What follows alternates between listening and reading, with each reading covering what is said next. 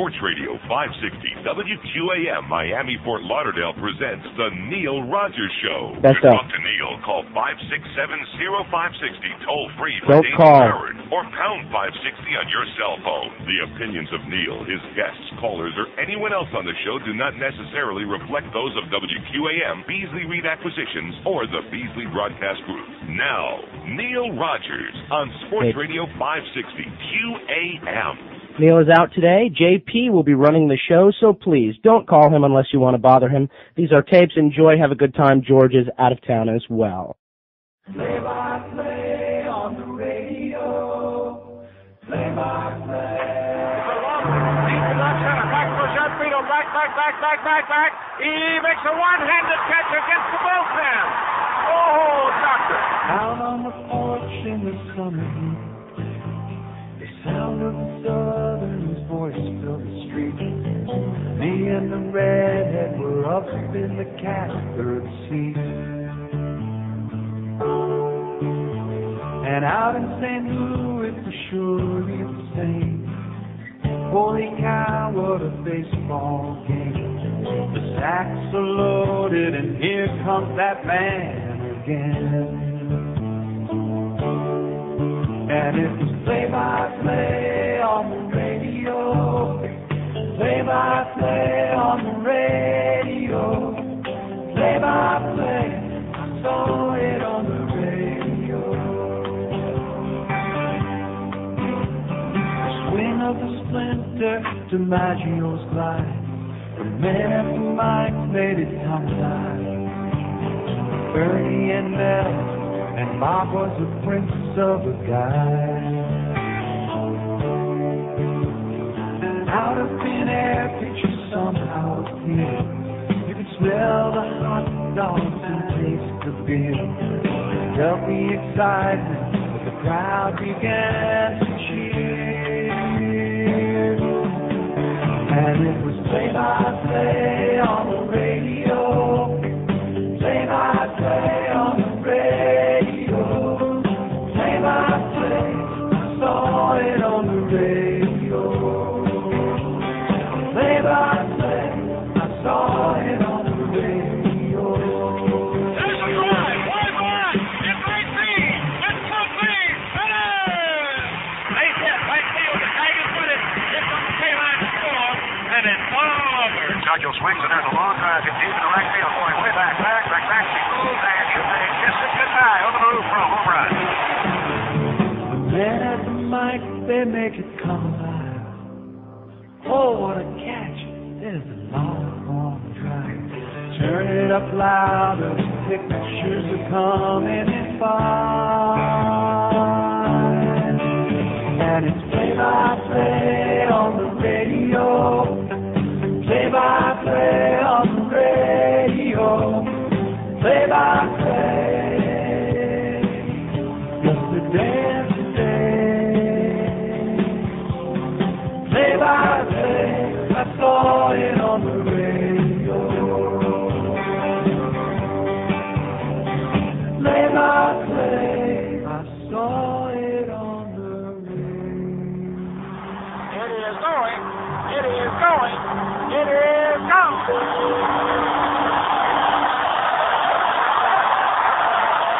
I'll tell you one thing. Somebody's real lucky that Harry picked yesterday to die.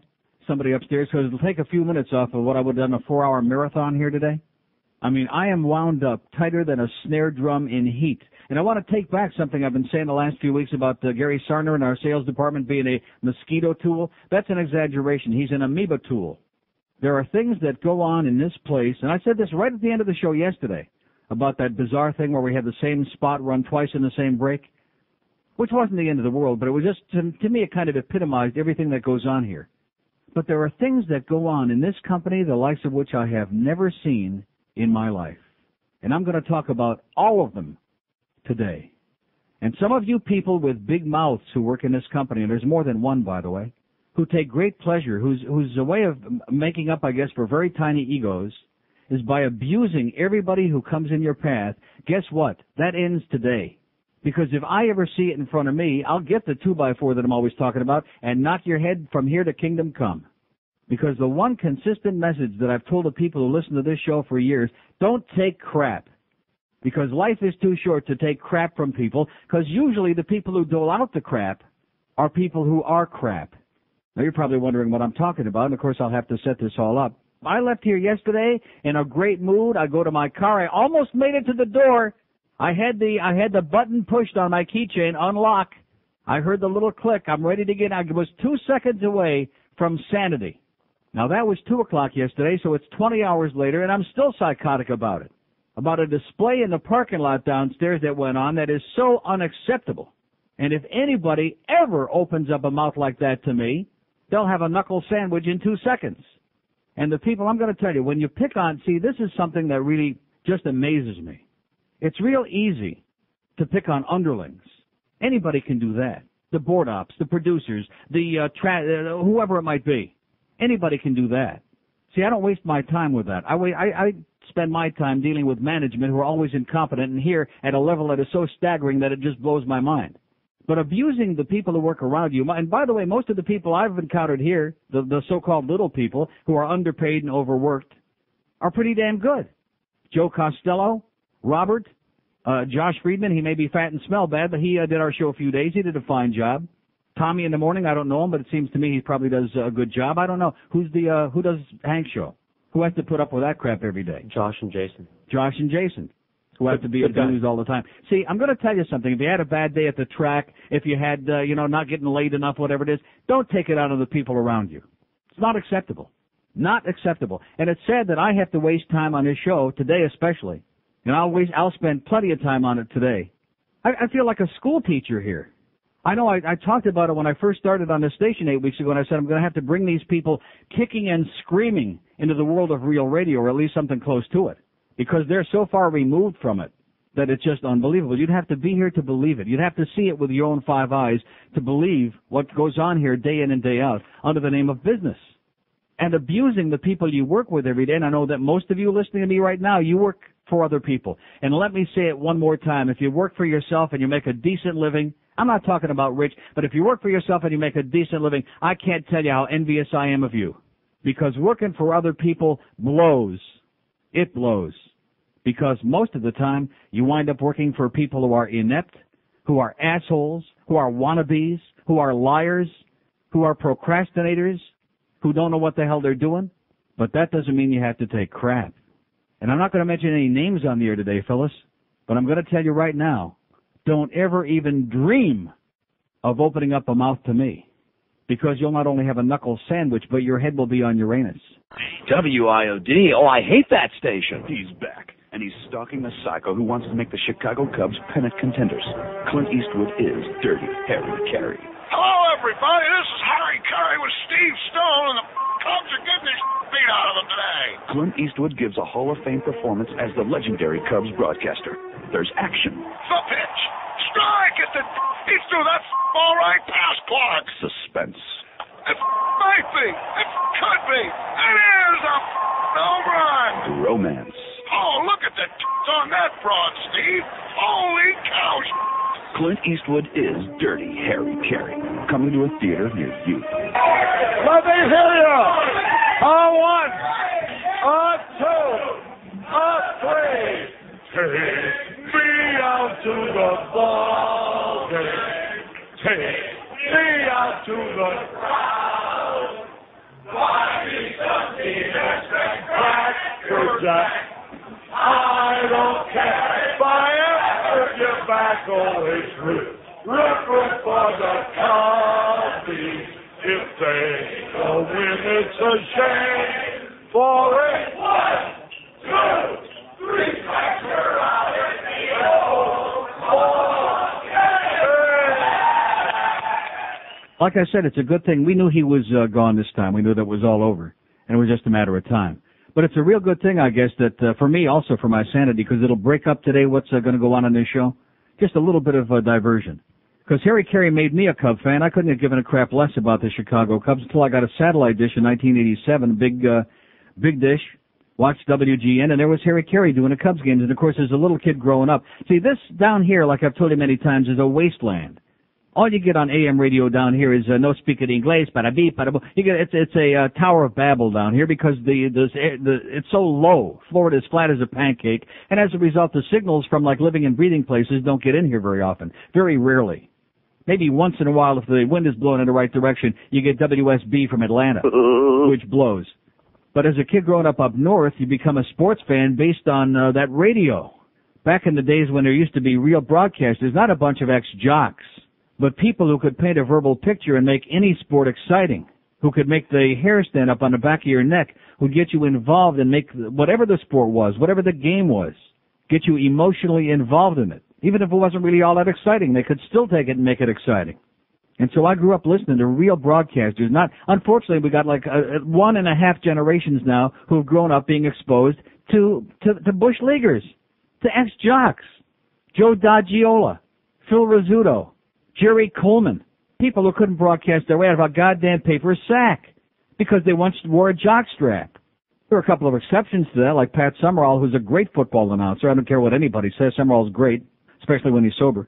But most of these guys are garbage. But when you were a kid and you grew up listening to Mel Allen and Bob Prince and Vin Scully, who I'm not a fan of his, but nevertheless, he's still around.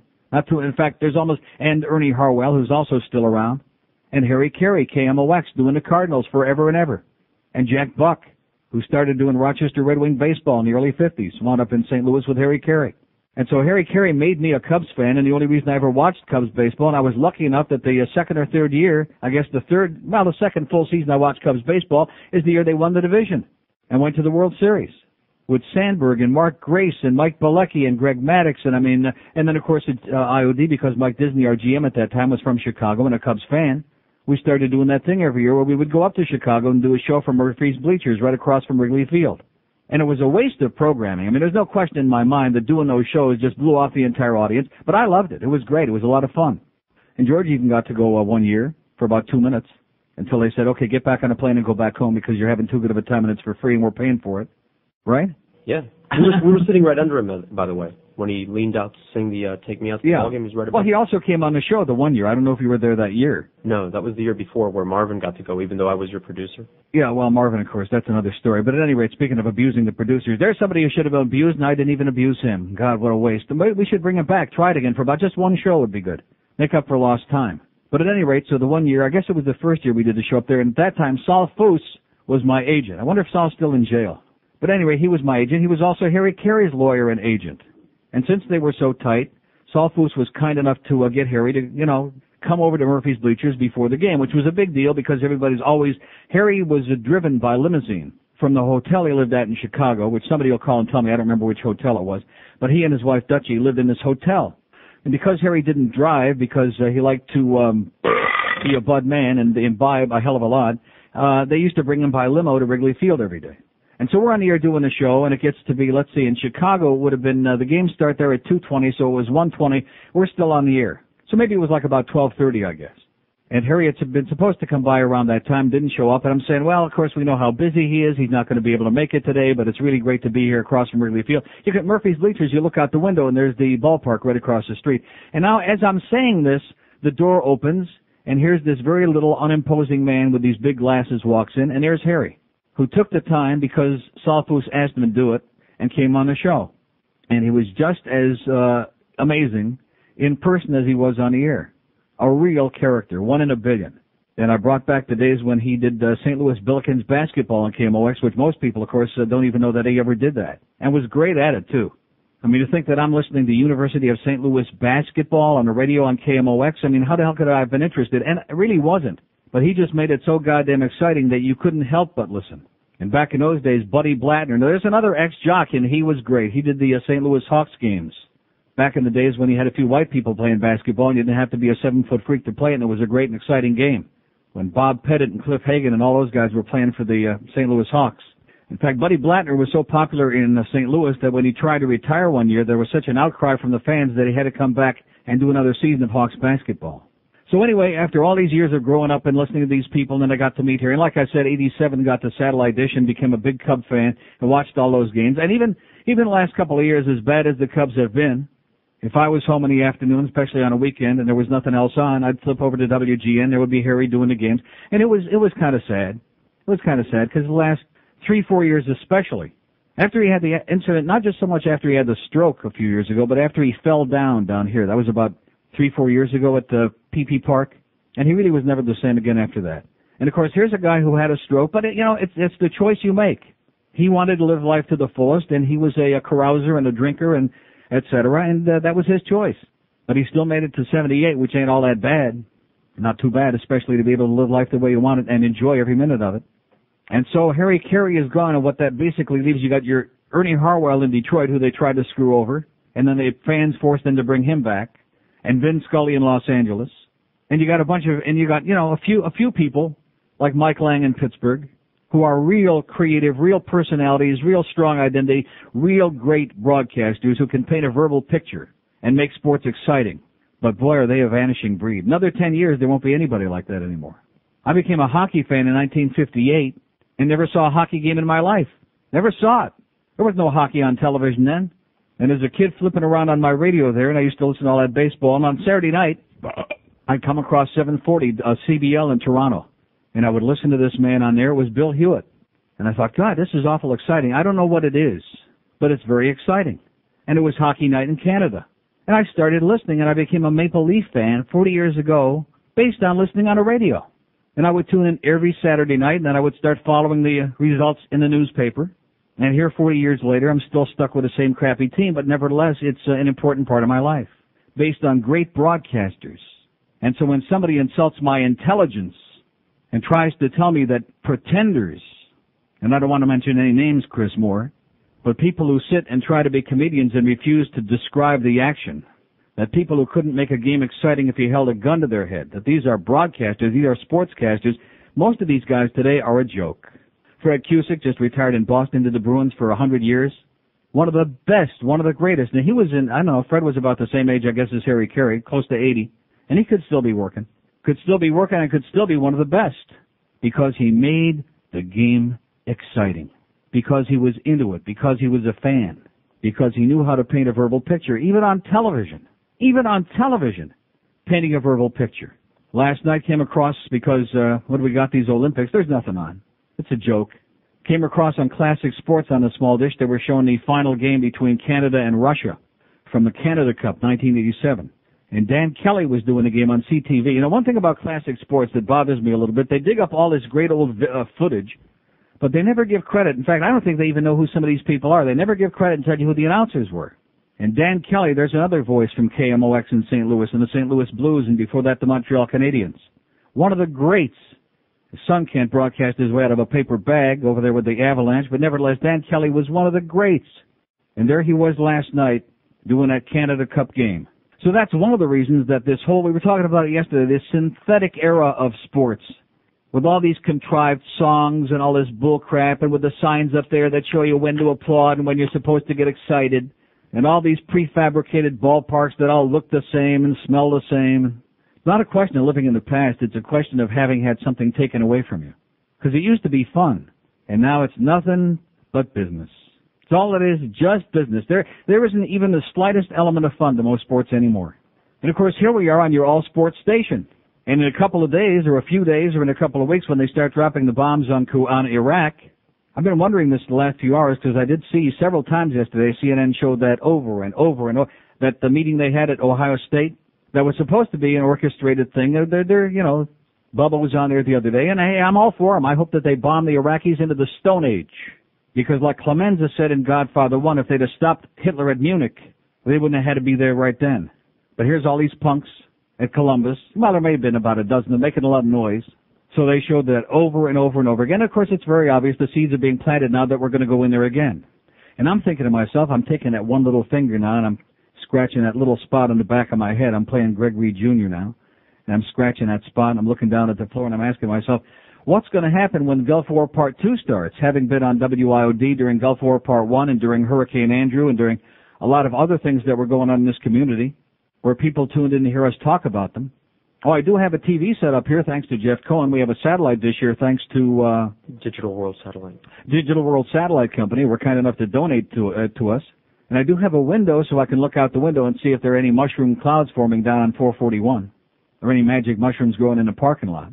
But other than that, I have, what do we do? Just as Bob Prince would say, we just kiss it goodbye. We just kiss the audience goodbye and hope that it's a real quick war and only lasts for 2 or 3 days. Saddam Hussein's a motherfucker.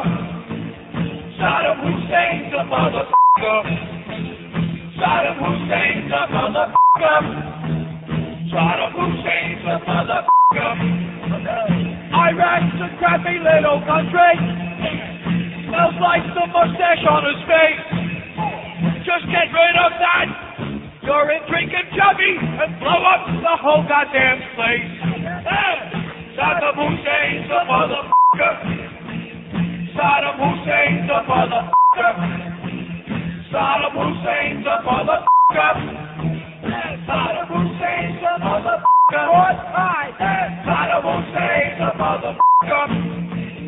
Saddam Hussein's a motherfucker. Saddam Hussein's a motherfucker. Saddam Hussein's a motherfucker. Mobile in Fort Lauderdale. Hello. Hey, Neil. Yes, sir. I have a Brooke Daniels spy report. Yeah. Before I tell you the spy report, I have to tell you the thing about the, the Domino's pizza situation. I think that's the biggest abortion I've ever heard of, with the drivers not going into certain neighborhoods. What do you mean by that? Well, I mean the fact that the drivers don't want to go into bad neighborhoods, and the bad neighborhoods happen to be black, so the black people are being persecuted. Right, yeah, right. Exactly. It's always the same thing. You're persecuting, you're discriminating because you're not willing to risk your life and come into a neighborhood where there's all this crime. Exactly. The judge ought to be, like I said, the judge ought to be forced to go to work for Domino's for a week and make him deliver all the pizzas in that neighborhood. Well, I'll tell you what, at night. About a year ago at Florida A&M University, the Rattlers, yeah. The pizza companies absolutely stopped delivering in those neighborhoods because they were being ripped off and beaten up and everything. I think even a year ago someone was killed over a friggin' pizza. Nice. Now, the Brooke Daniels spy report. Yes, sir. Besides the Who also, by the way, was extremely abusive to her board ops and totally unacceptable in her behavior. But go ahead, sir. Besides the fact that she's having my baby, I saw her on Young Circle, okay, pushing a push cart around the circle. And you know what, Neil? Her leg, it's not wooden. It's plastic. What did this man just get to? What was that? What did he say? You don't remember that? They were making jokes, pretending she had a wooden leg on the air. No. I don't know who started it, whether it was on that show or Rick Tubbs or... And she's having his baby and she's got a wooden leg? I have no idea what this man was just talking about. Very, very old. But since you mentioned Rick Riley, though, and I was talking yesterday about how much I like Rick and Suds, and we had a lot of fun working together, and that's all true. The one thing that did disturb me, well, there were a couple, there were several, but one thing that disturbed me the most about Rick that he did that is unacceptable, and that is abusing the board ops. You don't do that. And especially Adam, who is a hard worker and really dedicated. Whatever show he's working on, he puts his energy into it. He's a dedicated trooper, man. Next to George, he was the best over there. And you ought to appreciate it. When you have somebody good working for you, you should appreciate it and treat him right.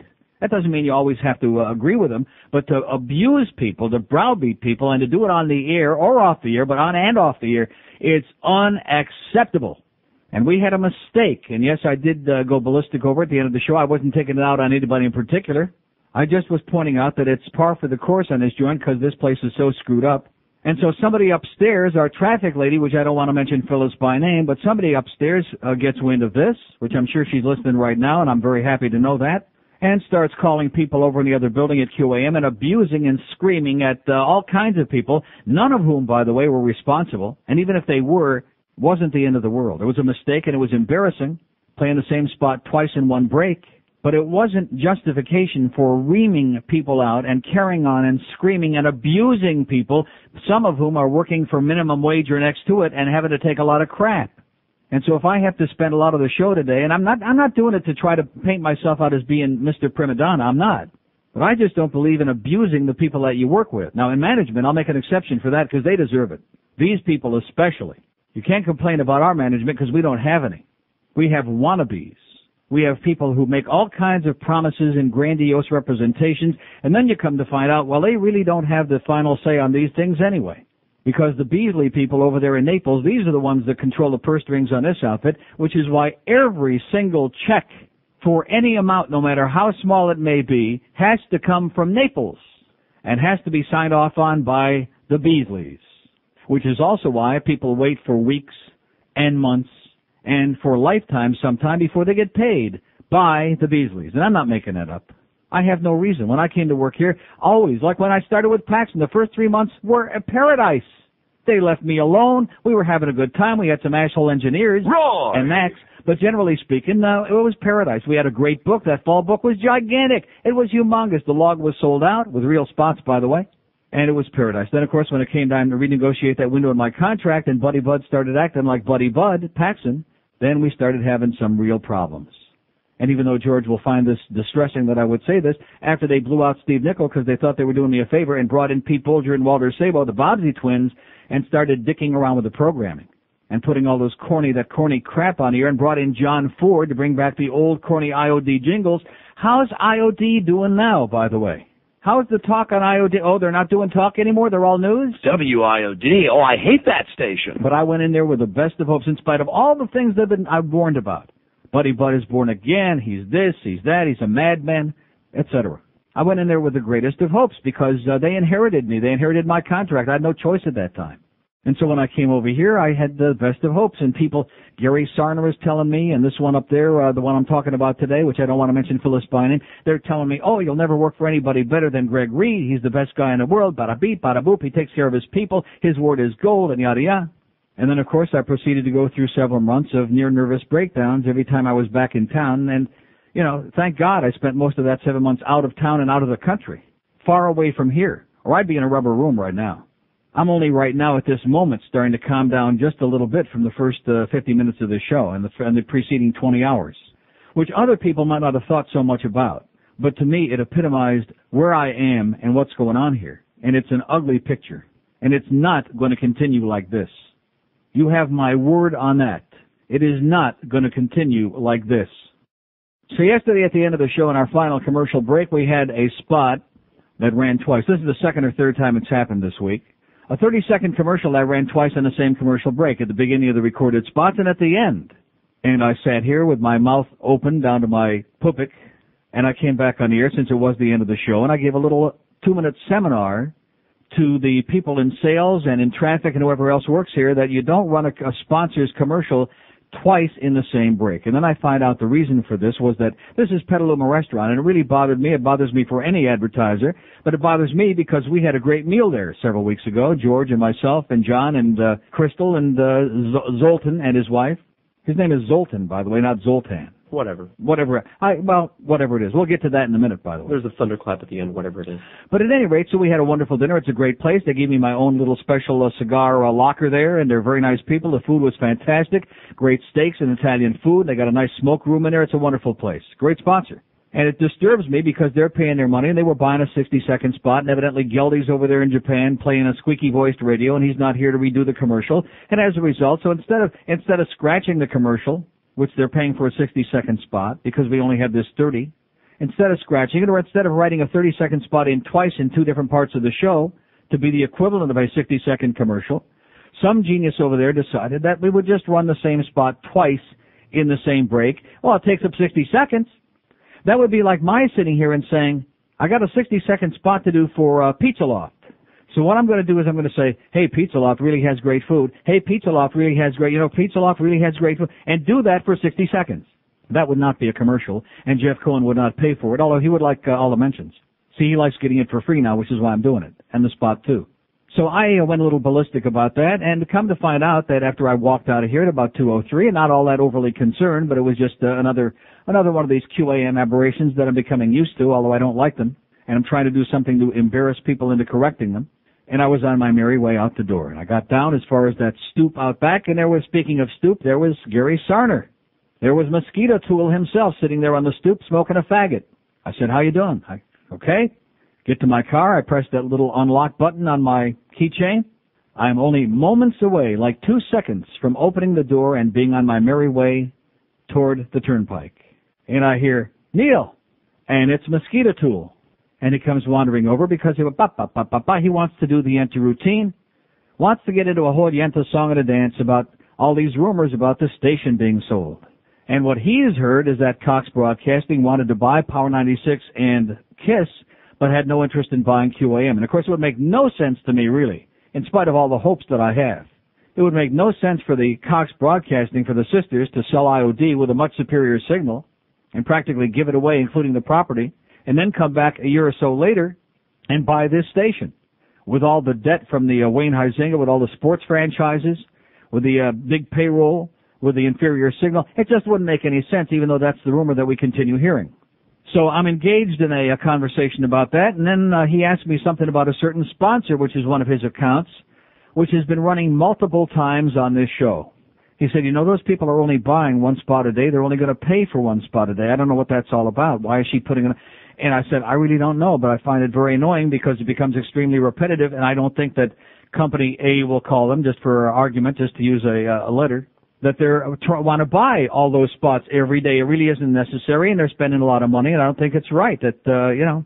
So now the person that I've been talking about here today, although I do not want to mention Phyllis by name, comes waltzing out the door and starts saying, and at that point there wasn't even a half a word out of her mouth. I said, hey, Phyllis, how come company so-and-so is running on my log twice today and 3 times yesterday?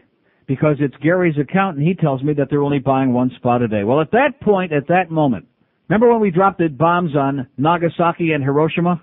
At that point, they're unleashed as she came racing over to where we were standing, close to my car, all the way across the parking lot, a torrent of verbal abuse at Gary Sarner, the likes of which I don't think I've ever seen from anybody in this business to another human being.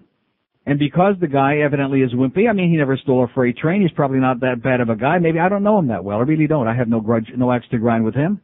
But because he's wimpy and kind of a putz, I guess it's another easy target. When you've got people intimidated and they're conditioned into being screamed at.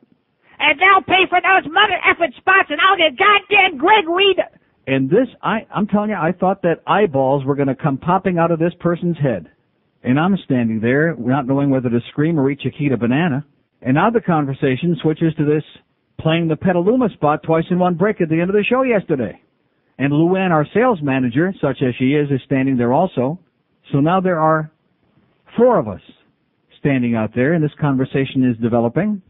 I called over there, and I told Joe, and I told this, and I told... And this hysterical performance is going on. Linda Blair, on her most psychotic day in The Exorcist, never came close to a performance like this. I mean, we got the Oscars coming up very soon. Why not make our own nomination? And then she turns to me and says, well, you know, that account, that's Zoltan, they say that you think is so great. And at that point is when I should have just walked away and got into my car and left the premises. I never said Zoltan, whatever his name is, was so great. I said he looks great, which he does. And he's a nice guy, which he is. And is bright and articulate, and we had a good dinner that night. He's got a lovely wife. And he probably could be, this is his first job in radio sales like many of our people. And he probably could be a damn good sales guy with a little bit of guidance and assistance and not too much browbeating. But you see the way this all fits in together? Everybody is inept. Everybody is incompetent, except this one person who's the alter ego of the general manager, because she's been here a very long time and will defend him to her death, will defend the defenseless, will make excuses for aberrant behavior, for lies, for procrastination that is unbelievable.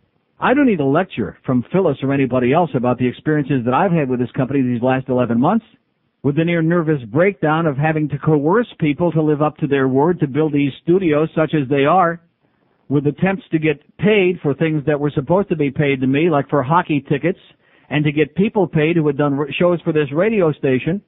I could give you a list of stories, and we're still working, my lawyer, by the way, on where are those TV spots and billboards to promote this show that are in my contract and were promised, that we've had a half a dozen different dates we've been told they're going to start, and I've been on the air here almost 2 months and still haven't seen a guy with a sandwich board promoting the Neil Rogers show or the Hank Goldberg show or the Worst Team or anybody else. Haven't seen it anywhere, nowhere.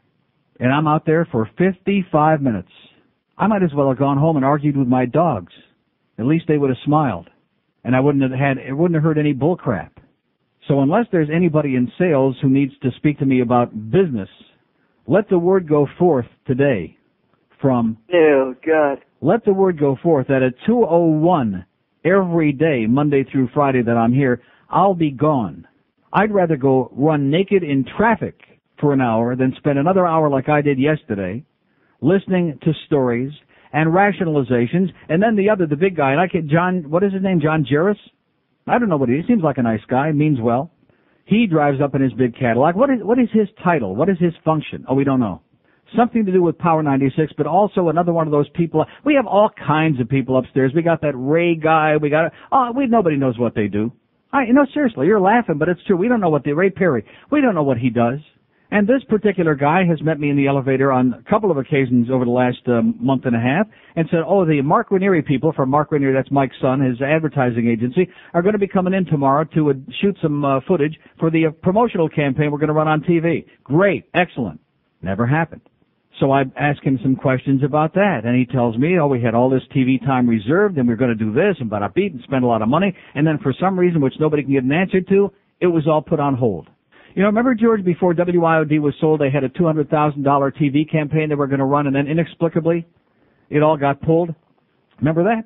I'm not suggesting that there's a parallel, but I do remember the figure very, very specifically that there was a $200,000 TV and billboard campaign to promote WIOD. It got put on hold, and we couldn't get an answer why. And then all the rumors started really flying hot and heavy, and the next thing we know, Paxson bought the station. Oh, God, he's got his fingers and legs crossed, and his eyes, too. Hey, enough with the Panthers already. When the hell does the baseball season begin anyway? Here's Andrew Dice Clay for Dice-A-Roni. All right, let's say you're eating. You're sick and f***ing tired of f***ing potatoes and that stovetop shit. Do like me, honey. Eat this. Dice-A-Roni. Come on, it's almost as simple as you.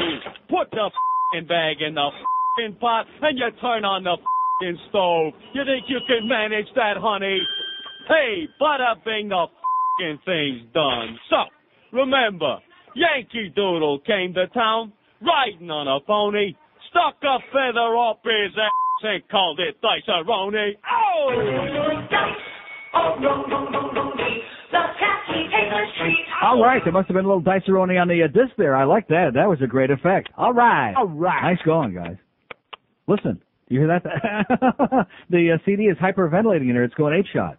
Why does it seem that it's always, I don't know about you, but it seems that it's usually women who think that they have, not always, I indicated we have more than the one person here guilty of browbeating the troops and screaming and hollering and going psychotic.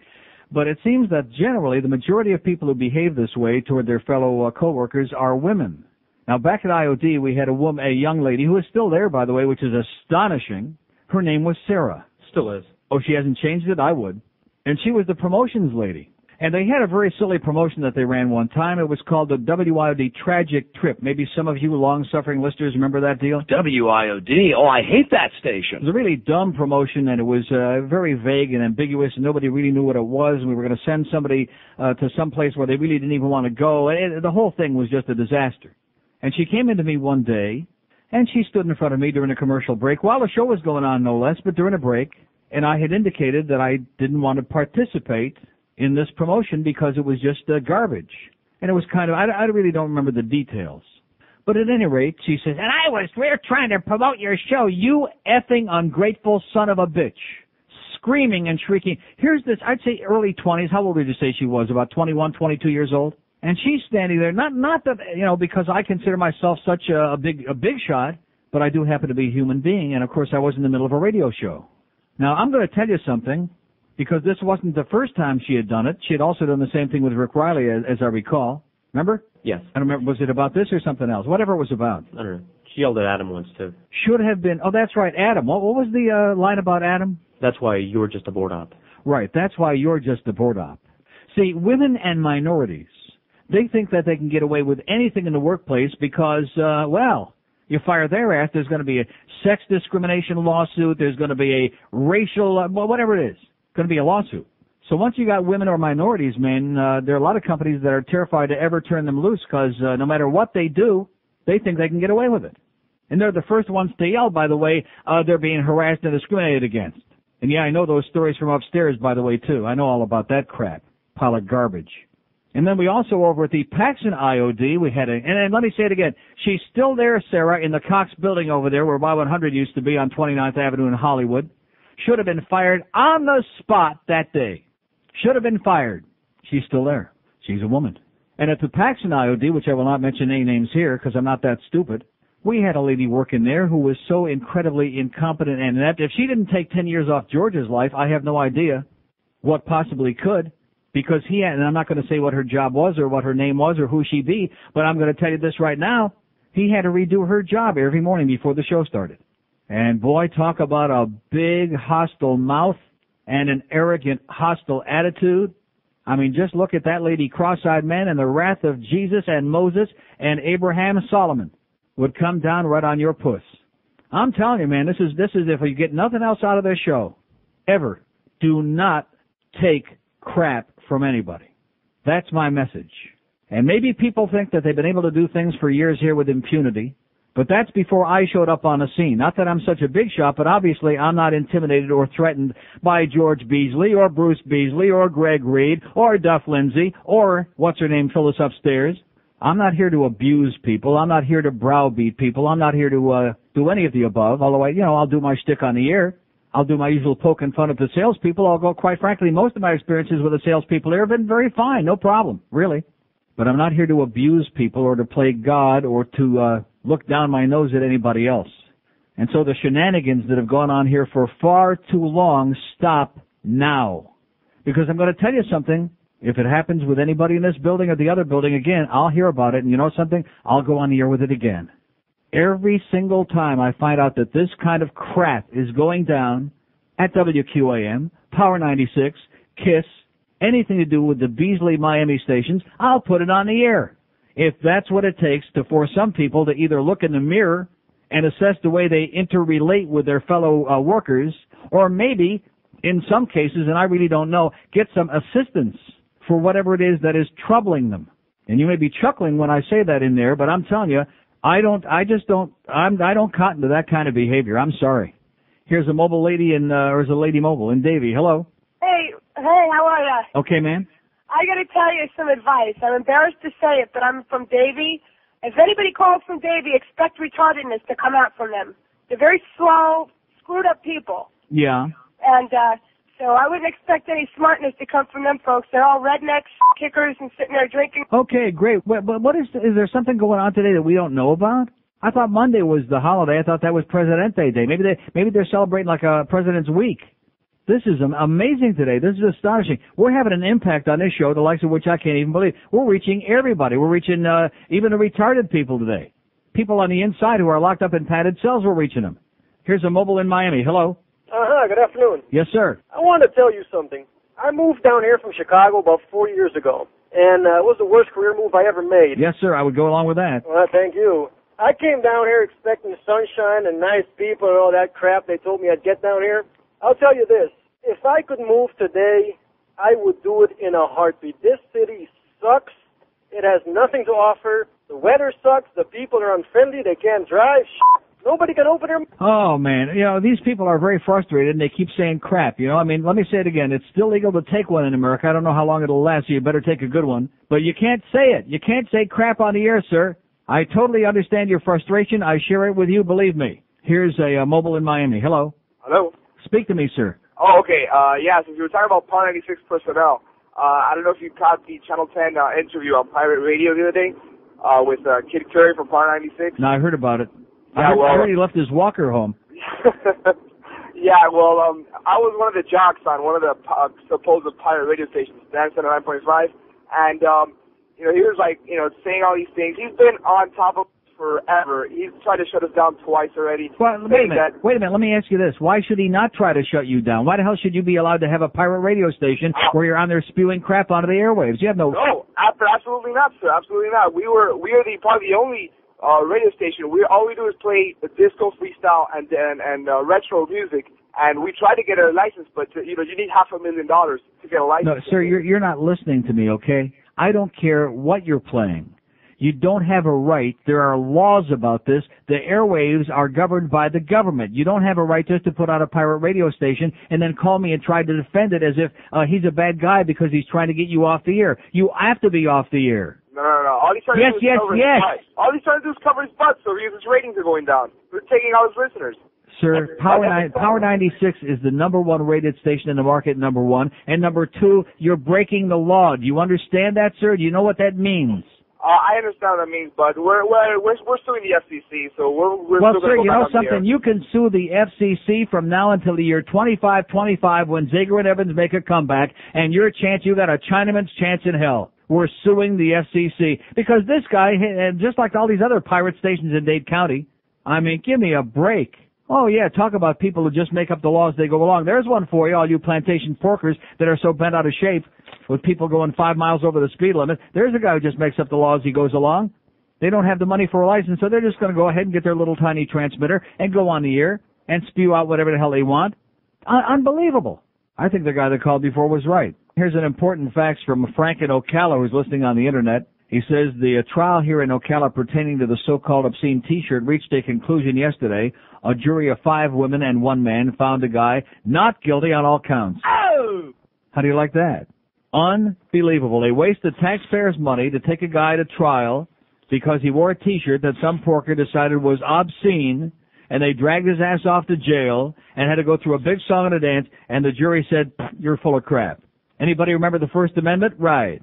Up in Ocala even, they still remember what it was. Nice going, guys. And thank you, Frank. My dad knocked me off. He raped me when he tied me up. When I was young, the name Randy, I was killed by my daddy. My dad knocked me off. I was a little queen. It's not a media mystery. My mom's the one who knows. He beat me and beat me with the laughter hose, and that's my head, as you know. He's wealthy and owns most of Colorado, so they're gonna let him go. My dad knocked me off. He needed me to get it up, so he's the one who did it. You'll never hear him admit it. My daddy knocked me off.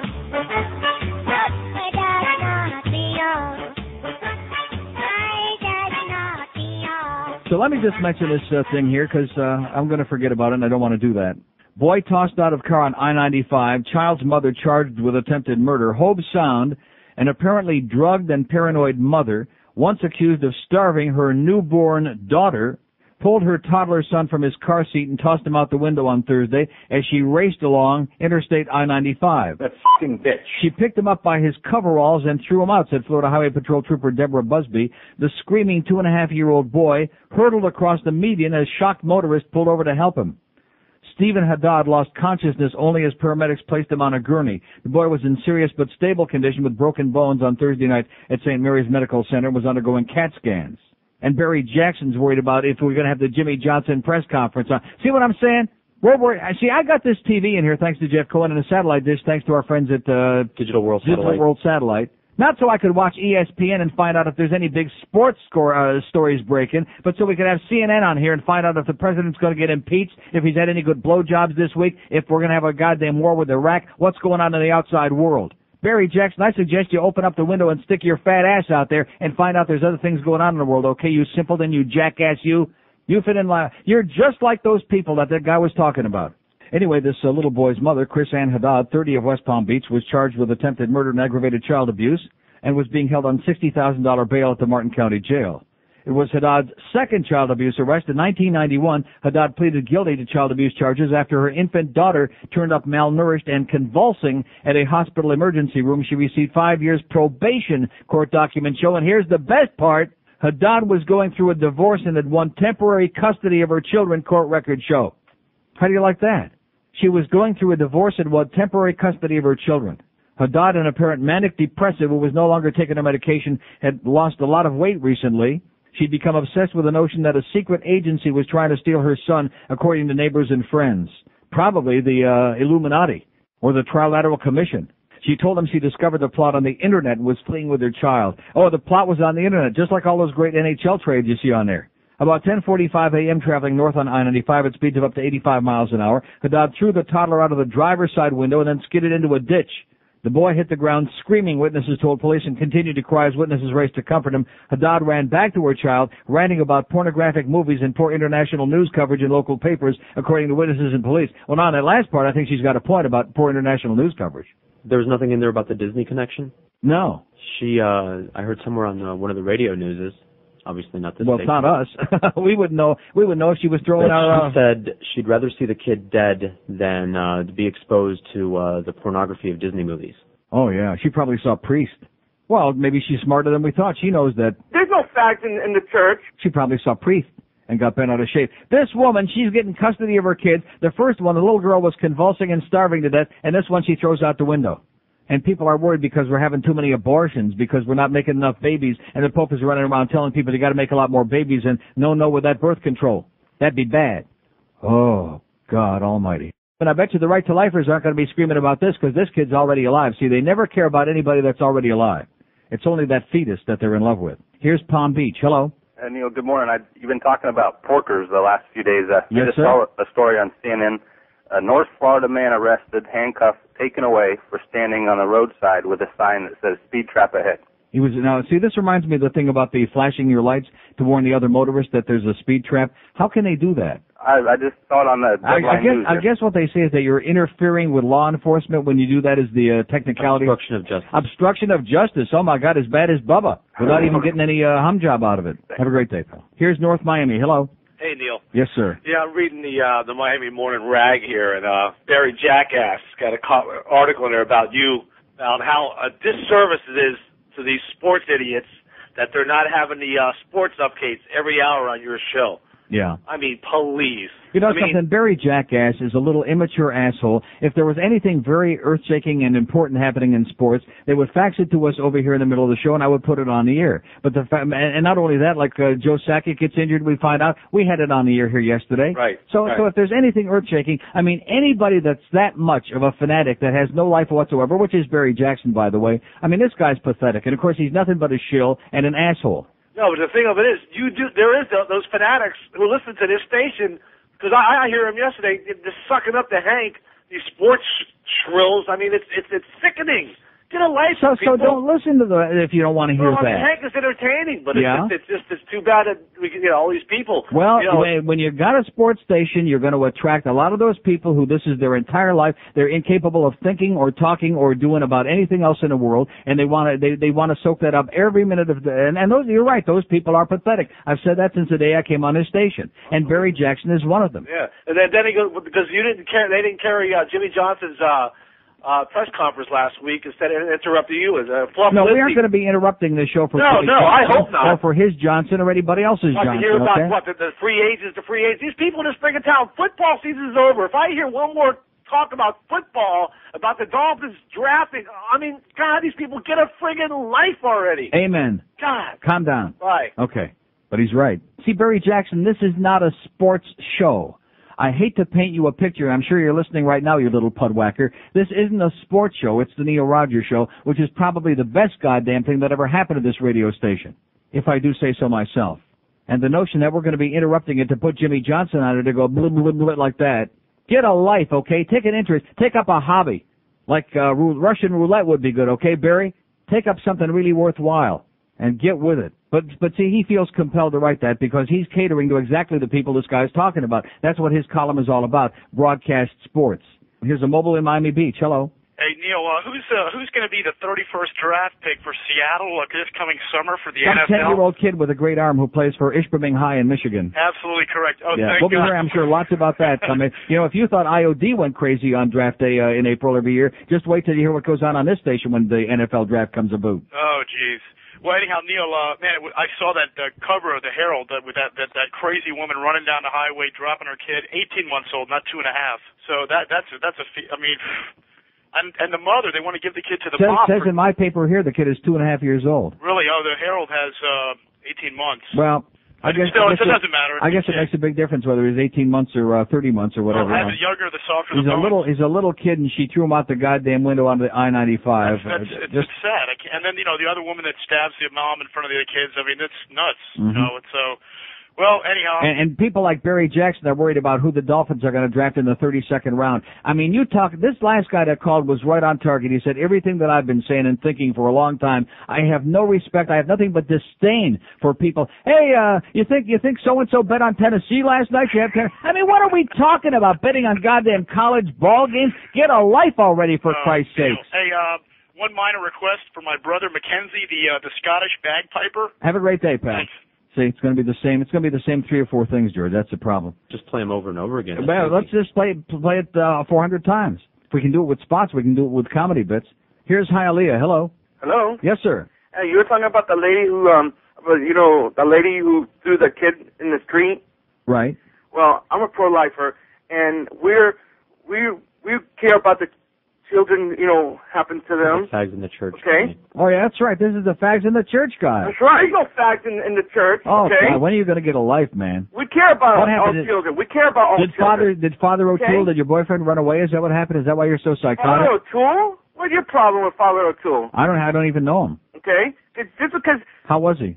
there's no fags in the church. Okay. Yeah. Okay. There's none. It's because How your imagination. How about in the Right to Life movement of any fags? In fact, there's an article in the Advocate this week quoting some guy from the Vatican who says that everybody at the Vatican is a fag. You think that he's a liar? He's a liar. Okay. He's hurting the church. He's trying to hurt the church. He's probably just a fag propagandist, is what I think. He's trying to hurt the church. That's what he's trying to do. Uh-huh. It's just like you trying to hurt the Catholic Church, but it's not going to work. I know that.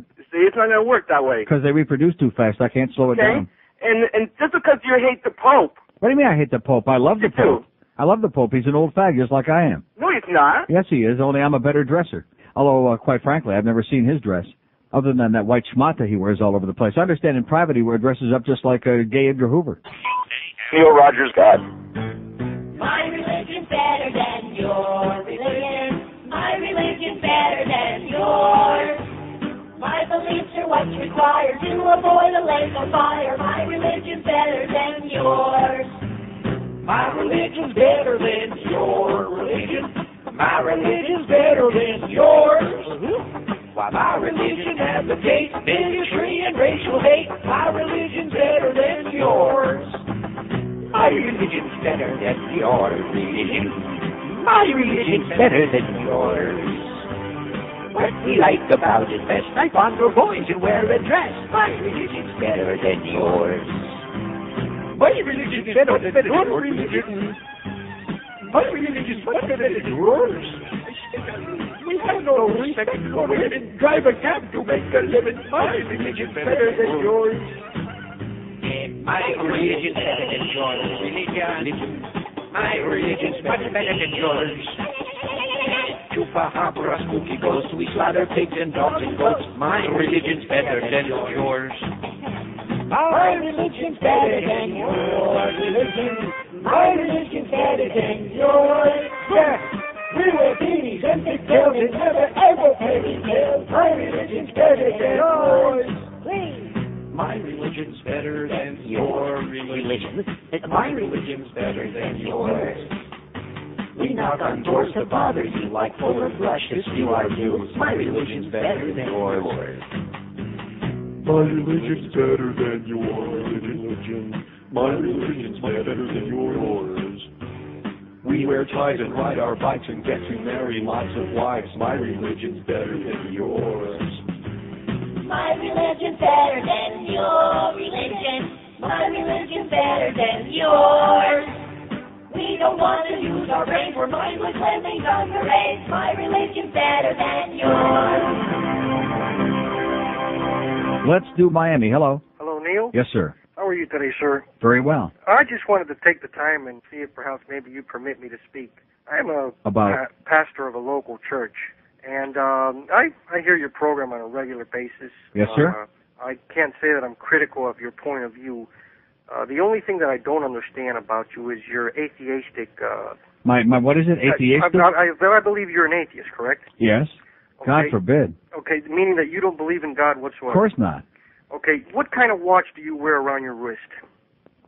What kind of watch do I wear around my limp wrist? Well, for example, a Rolex watch. No, I don't wear a Rolex. Well, okay, well, let's just say I take a Rolex, and I put it in front of you, and I tell you that Rolex happened by itself. that it just created itself, wouldn't you say that I'm an ignorant person for thinking that Rolex happened by itself? Sir, you know something? I wouldn't give a crap.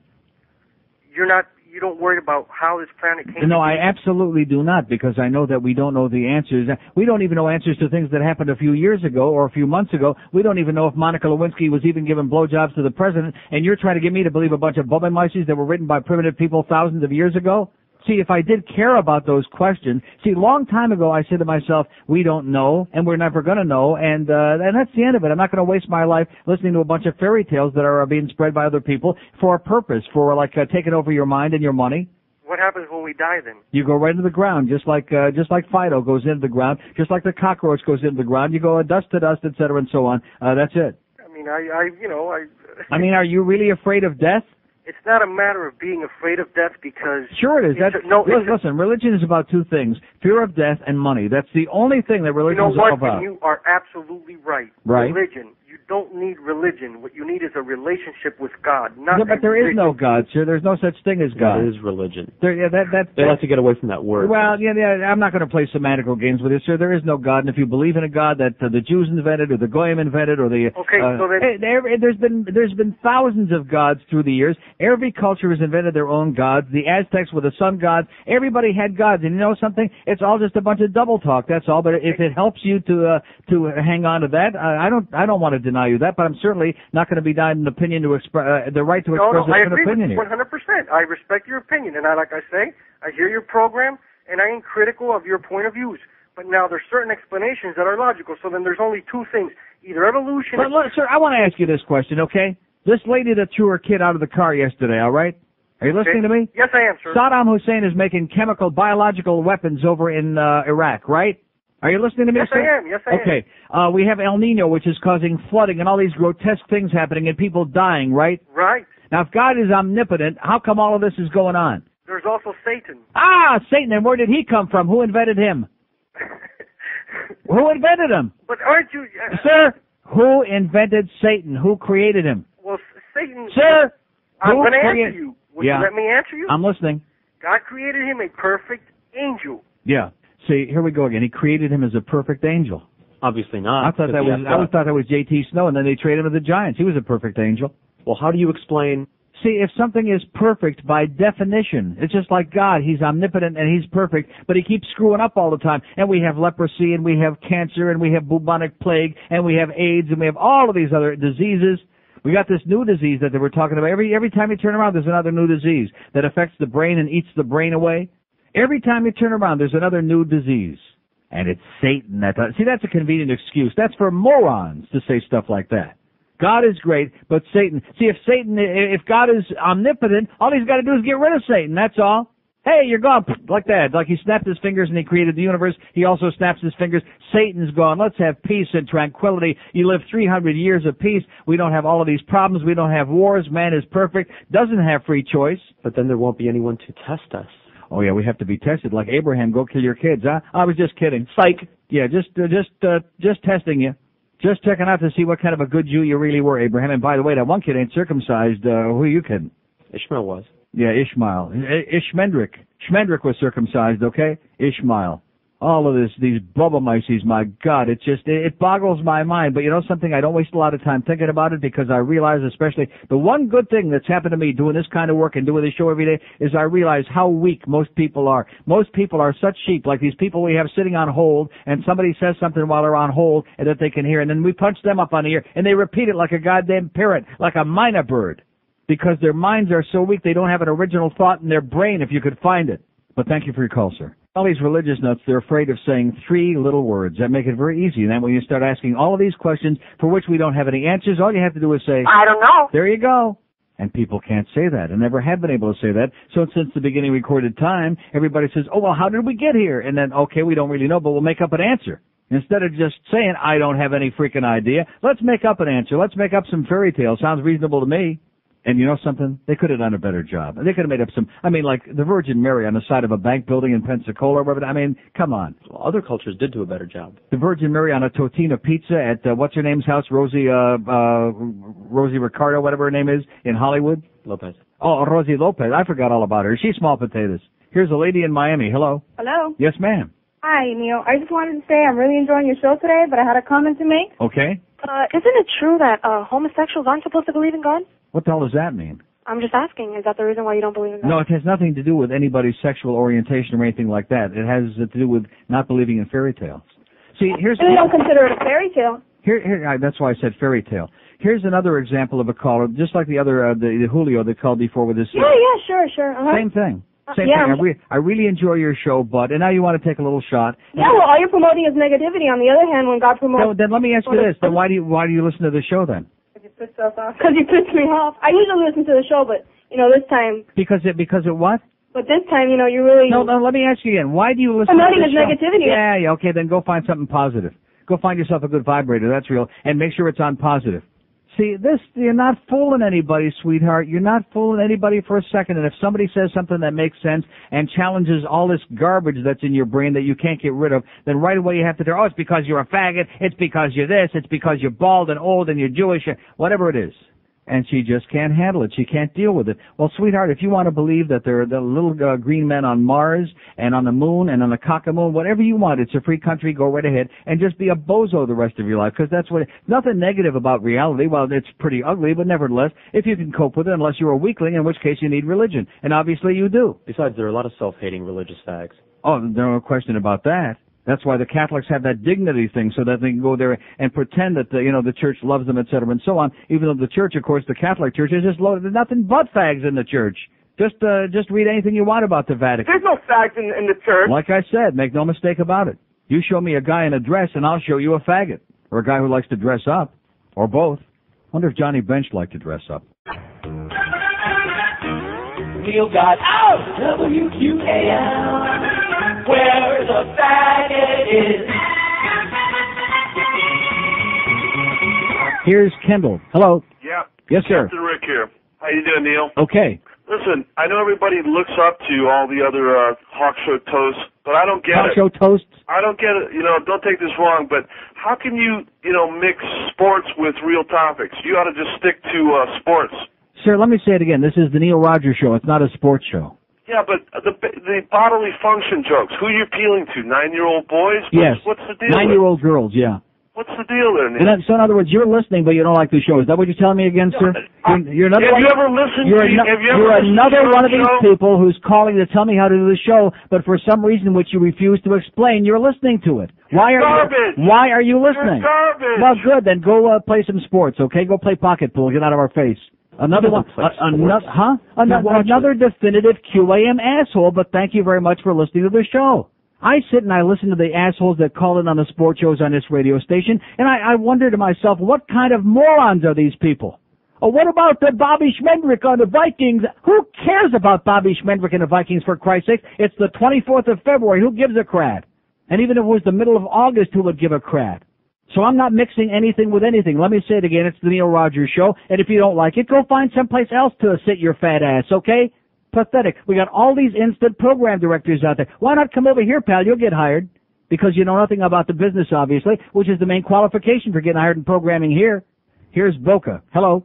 Neil, how you doing? Great. When you go to the movies and you don't like the movies, what do? You leave. So for the last call, if you don't like the show, change the channel. But they don't you understand? They never do it. I've got 50 billion people out there who are closet listeners who pretend that they hate the show, they hate me, it's disgusting, it's juvenile, it's whatever it is, and they're listening. Here's a guy, it's almost an hour into the show, and he's still listening. One thing about this professor who commented about Miami, and Miami is pretty much like you said, an armpit. It's a banana republic. It's a toilet. It's a joke. You know what annoys people, Neil? Channel 6 ran a report on a student in Iraq that speaks English. He's studying to be a doctor. Oh, are you going to start with this again, sir? Are you going to hock me at China with this bilingual stuff again, sir? You got people coming on the get out of here. Take a leak. God, can you believe this?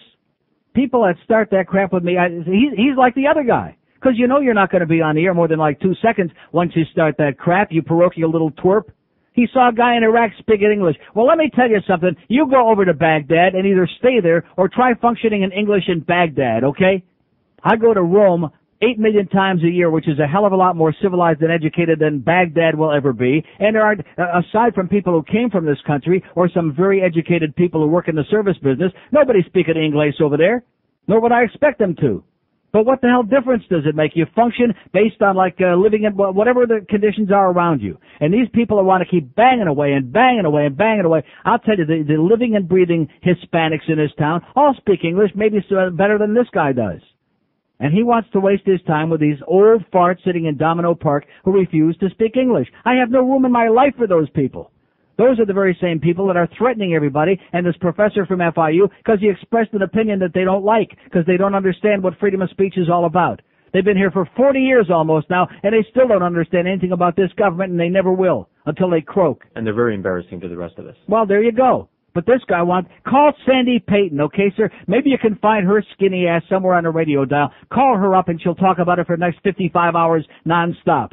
It's boring. He's worse than the guys that call the sports shows. And believe me, they're terminal. 90% of those callers I wouldn't give you a nickel for. They're pathetic.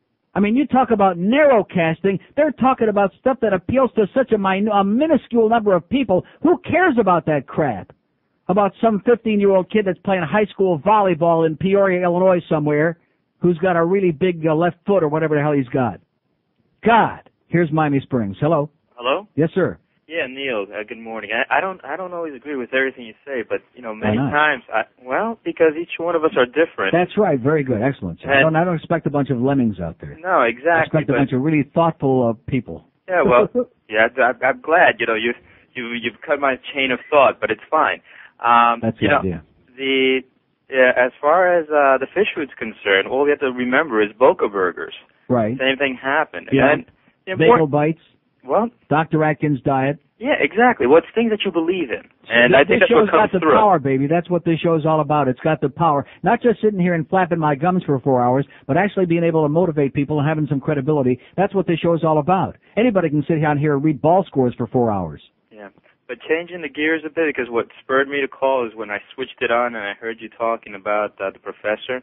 Actually, he's what we have to admire. Someone who's concerned more about the substance. The style comes afterwards, but we have a group of people that are more interested in appearances, and all they care about is appearances, and that's what's important, and it's not. What's important is doing the right thing, and then that by itself, you're going to have the appearances come back later. It serves no purpose to have a bunch of crooks here in Miami-Dade.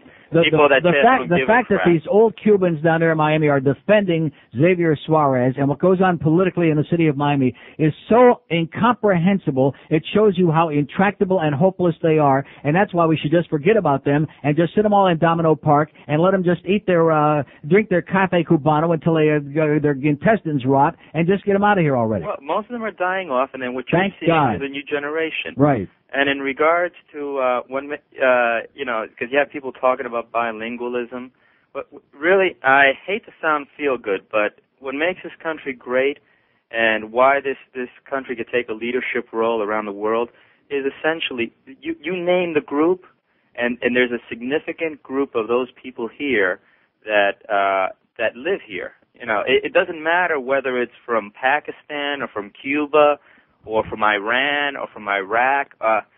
They could be from anywhere, and you will find that nationality melting in here. And that's what makes this country what it is. A lot of different people.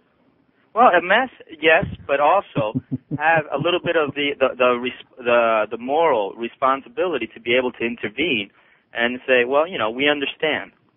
In the long run, I think it's a lot better that way than to try to consider this country something homogenous. No. Well, this guy wants everybody to be just like him. No. In diversity, there's strength. Okay. All right. Well said. Have a great day, pal. Even though it's not working here, but we're trying it.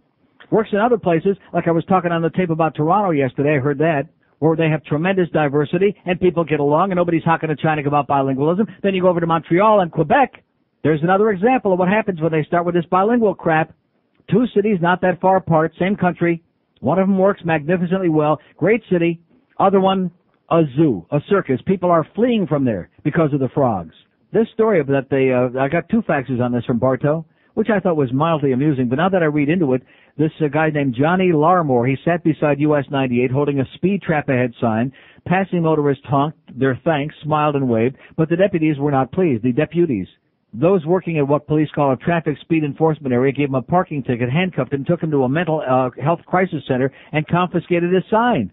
A cheap homemade sign. The deputy said it was evidence. Polk Sheriff's Colonel Grady Judd agreed with Larmore and said Larmore, 48, is welcome to his sign back. Hindsight is perfect, said the colonel, but what we should have done is pull up stakes and move on down the road. Mr. Larmore was doing our job for us, which was to slow down people to the speed limit. See, that's where the whole thing comes in. Are you really there to get people to slow down, or are you just there to write tickets? That's the real question. Now, does anybody believe that these speed traps are set up to slow us down and make us be good, obedient? Right. They're there to write tickets is what they are. And so they were forced to unhandcuff him and unrelease his sign and send him on his merry way. After they hassled this poor guy who was just, because it was a road out in the middle of nowhere. And he thought it was like pretty ridiculous that they were setting up a speed trap out in the middle of nowhere, like on Hiatus Road where the speed limit is like 2 miles an hour. And I'm going to say it again, you people out there that are too stupid to realize when the porkers are out there in heat and there are speed traps every 5 yards, if you don't want to slow down, then just go around that double yellow line and get yourself a double ticket for speeding and for going on the other side of a double yellow line on Hiatus Road. You idiots, you. I'll never forget, as long as I live, that jackass on Friday and his little girl in the back seat pulls around me, passes me on the wrong side of the double yellow line, and she turns around and gives me a look that would kill. Ugly little bitch. Because I'm not going fast enough to suit their fancy in my beautiful Corvette. Well, too damn bad, okay? I hope you wind up getting 8,000 speeding tickets, you jackass. Probably was a kidnapping. Here's Boynton Beach. Hello. Neil. Yes, sir. How you doing? I've been trying to call you for quite some time. I just need to educate your audience a little bit. I'm a police officer up here in Palm Beach County, and you guys got it wrong. There's no quotas. Traffic is a very, very, very small percentage of what we do on a daily basis. Yeah. And the reason why we target certain streets is because we have a lot of old people and influential people that run the city who say they want us there to slow people down. But you're right. A lot of times when people hide, I disagree with that theory as far as traffic control. If you want to slow people down, you sit right out in the middle of the road with the lights on. But the people I'm talking about, like in Plantation, they really don't want to slow people down. They just want to write business. Well, if they wanted to slow people down, they'd be sitting out there in hiatus 24 hours a day, and these people that are tailgating and trying to force you to go like 20 miles over the speed limit, those would be the people getting the tickets, and they're getting on my nerves. Well, they do. But the cities get a very small percentage of the revenue from tickets as well. You know, yeah. But, you hear these people call up. Then how come all the people that are driving all the bad vehicles out there with the bald tires and no brakes, how come those people rarely get stopped? How about the old people that are driving 20 miles under the speed limit in the left-hand lane? How come somebody doesn't pull them over? I've lived in this state for 25 years. I have never seen anybody that was driving slow and irresponsibly get pulled over. Never. That is a statute, actually, driving. Well, yeah, of course it is. Well, why aren't they getting pulled over? I can't speak for all the other officers, but I mean, speeding is the rare thing that I stop people for. I'd rather stop someone for, a spy registration or a bad vehicle, whatever you want to do. Right.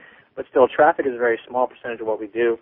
A very large majority of officers get out and they really bust their ass to make the city safe and so on and so forth. And that's what people rarely respect our profession anymore, and I thought I'd call and give you another Well, side. because most of the cops we hear are from, like that arrogant jackass that called me a week ago Friday that was giving me a lecture and giving everybody else a lecture, and it just was obnoxious, that's all. Telling us that we want to make up the laws as we go along. Well, can't speak for everybody, Neil, but I can speak for myself. Well, thank God for you, sir. Have a great day. You too. Okay. There's a real cop with a, real reasonable attitude. And like I've said before, there are maybe 20-30% of the cops that got that attitude, and then there's about 30 or 40% in between who are a little kind of jaded because police work didn't turn out to be what they thought it was going to be. And then there's 20 or 30% on the other end who are just a bunch of assholes who are just out there to hassle the public. Your hair is too long, you're too young, we don't like the way you look, whatever the hell it is. You're too dark, you're too light, so to speak.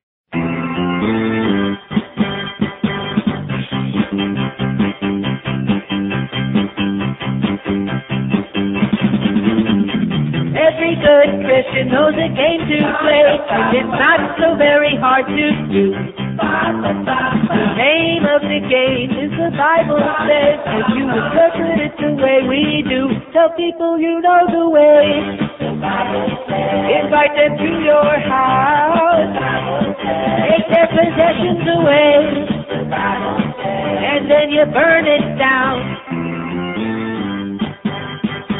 You can get somebody to believe anything if you make the Bible say it's true. No matter what you do, you can be guilt-free. The Lord will always forgive you. Pick up a poisonous snake. Wave it all around. Find abortion clinic and shoot a doctor down. Everybody, play along with me, okay?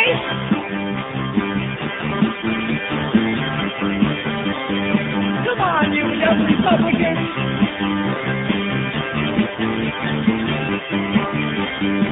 Beat the crap out of your kids.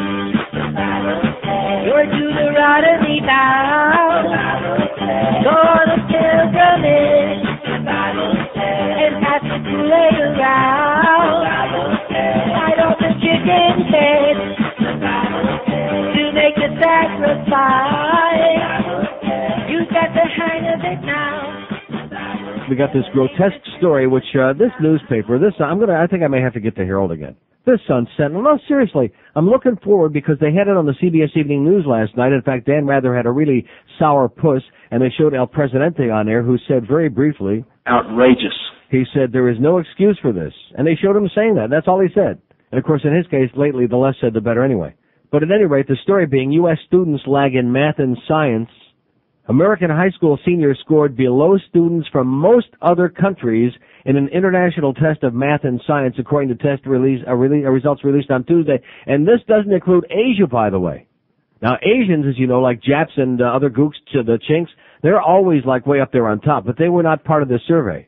In spite of that, we came in 19th out of 21. The only countries we beat out were Cyprus and South Africa. How do you like that?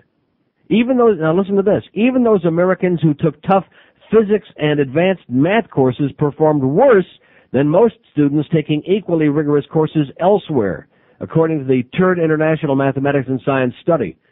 Although students from 21 countries took the test of general math and science knowledge toward the end of 1994-95 school year, Americans scored below the international average, 19th out of 21.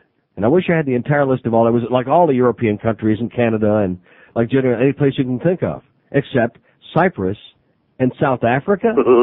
Oh, my God. But I guarantee you every one of those students could tell you who Michael Jordan is and Mike Tyson. This ties in with what I was saying yesterday. There's nothing wrong with knowing who those people are, but it's a disproportionate set of values in this country, and that is that being intelligent, being anything other than just stupid and just going along with the crowd and being a moron, that's what it's all about in America. That's exactly and positively what American society is all about. Just like there are people stupid enough to believe that this asshole from the UN is telling it. No, I saw the clip. I didn't see the one you're talking about that got you infuriated, but I saw the one last night again this morning where he says, we can do business with Saddam Hussein. Those were his exact words. This asshole from the UN, this third world moron from the UN. We can do business with Saddam Hussein. That's like saying, it sounds like Neville Chamberlain all over again to me. We can do business with Adolf. He makes great the meat seasoning. He'll make your meat real tender. That's what it sounds like to me. And in Newsweek, I just got the new Newsweek yesterday, and it shows all of the missiles. You know, there's obviously his blood sugar is like 800 at this point. Out of control. I did go to Publix last night, since that guy was nice enough to call in yesterday, and did get a pint of fish food. And very surreptitiously sneaked in and out. Got about 4 or 5 items, was out of there without being identified, sneaked back into the house, put my fish food, open the lid a little bit so it doesn't burst in your microwave, of course. Let a little air out, like that. Just a little crack. And then you pop that baby in the microwave for 37 seconds. And then by the time you got, ready to sit down, you got your soda there to wash it down, you come back and it's all ready to go. And it's tempered to a nice, soft consistency. And you stick your spoon in there, and the first spoonful, of course, is going to have not only that real thick chocolate marshmallow, real super rich stuff in it, but it's also guaranteed going to have some of those little tiny super dark chunks of chocolate in the shapes of little fish. So you can have a great smile on your puss and become born again at the same time as you're popping that in your puss.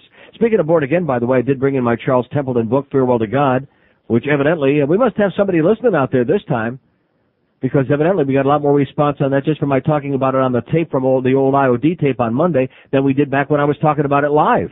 Everybody and their brother wants this goddamn book, and unfortunately it's a Canadian book, and I'll give the number out, but I don't know if you're going to have any success, because it may actually be banned in this country, because it's so honest. There's nothing all that controversial about it, other than the fact that he says religion's a bunch of crap, and he used to be a minister, and used to be Billy Graham's best friend, and talks about what a phony he is, which we all know. But I do have a thing I'm going to read from there in a little while because I figured, in fact, maybe I'll just read the whole book on the air. I'll just do it not like Mark Scheinbaum. I'll just do it a few sentences at a time as opposed to putting everybody into a coma in my usual sneaky way of getting that stuff out. Here's Miami Lakes. Hello. Yeah, Neil, my friend. Yes, sir. You have it all wrong, I'm sorry to say. It's not Dr. Spock. The real downfall of the society has to fall on all of the Jaimes who are controlling the media. Oh, the Jaimes who are controlling the media. Great, okay. Thank you very much, Louis. Louis Farrakhan doing a voice. The Jaimes are controlling the media. How do you like that? I didn't know the media was in charge of our educational system. Of course, the media are brainwashing the public. That's right. They be brainwashing them. The name of the book is Farewell to God. The author is Charles Templeton. Unfortunately, it's published by M&S Publishing because this guy is a Canadian, by McClellan and Stewart in Toronto. And it's not available in the U.S., which is I don't understand why that is. Why the hell should this book not be available in the U.S.? Damn it. But I will give you the number to call. It's an expensive book. It's $30. It's a hardcover book, but it's well worth it because it's probably the best investment anybody will make if they want to immediately, if not sooner, have all the arguments that they're looking for. Although, really, we shouldn't have to argue because if you tell me there's a God, it's not incumbent upon me to prove that there isn't. That's always the logic in reverse that the religions use. There's a little green monster on the ceiling there. Oh, yeah? Well, prove that there isn't. Well, I don't see it. Well, yeah, but how do you explain? Yeah, right. So anyway, on the chapter called The God Myth, and this is very brief, but it's, I'll just pick little passages from this. It's very well worth hearing. And Charles Temple, let me give the phone number first. It's area code 905-713-3852. And you have to talk to the order department. There's a book number, but it's just too many numbers.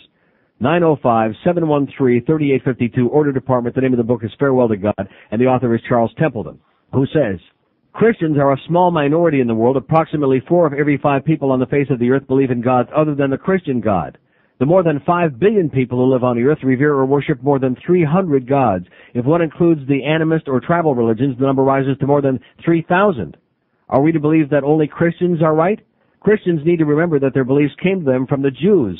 They inherited the concept of God from Israel and expanded to include the worship of Jesus of Nazareth as God, a practice most Jews regard as blasphemy. In New Testament times, the Jews were a relatively small group of Semitic people living mostly in a forbidding land at the eastern end of the Mediterranean. It was their belief that their God was the only true God and that the gods worshipped by their neighbors were all false. Christians, having superimposed on Judaism the Christian faith, have the temerity to insist that there is only one God, theirs, and that the God of every other people on earth are spurious. The Apostle Paul stated it bluntly in a letter he wrote to the Christian community at Ephesus. There is no other name under heaven given among men by which you may be saved, for there is salvation in no other. Such insufferable presumption. And consider the implications. Paul is asserting that anyone in the world who does not worship his God is damned forever, but let common sense rule for a moment.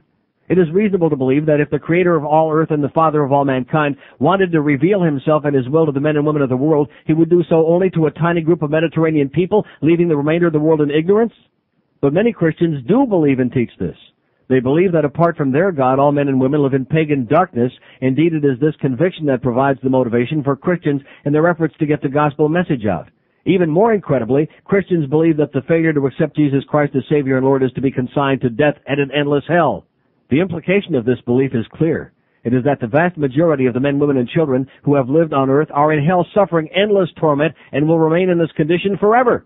To believe this is to make the Christian God a monster beyond imagining. Any intelligent human being will recognize that the concept is incredible. Incredible. Yet it is the clear teaching of the New Testament. End of quote from that chapter by. And of course, this guy was a Christian minister for 19 years in Toronto, and good buddy of Billy Graham, who he says is full of crap. And finally came to his own conclusions and left the church and has got a brain now and thinks for himself and has written a fantastic book.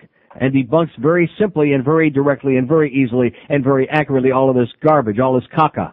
With the gods the Jews with their God, and the Goyim with their God, and this one and the Muslims, it's all a bunch of baloney.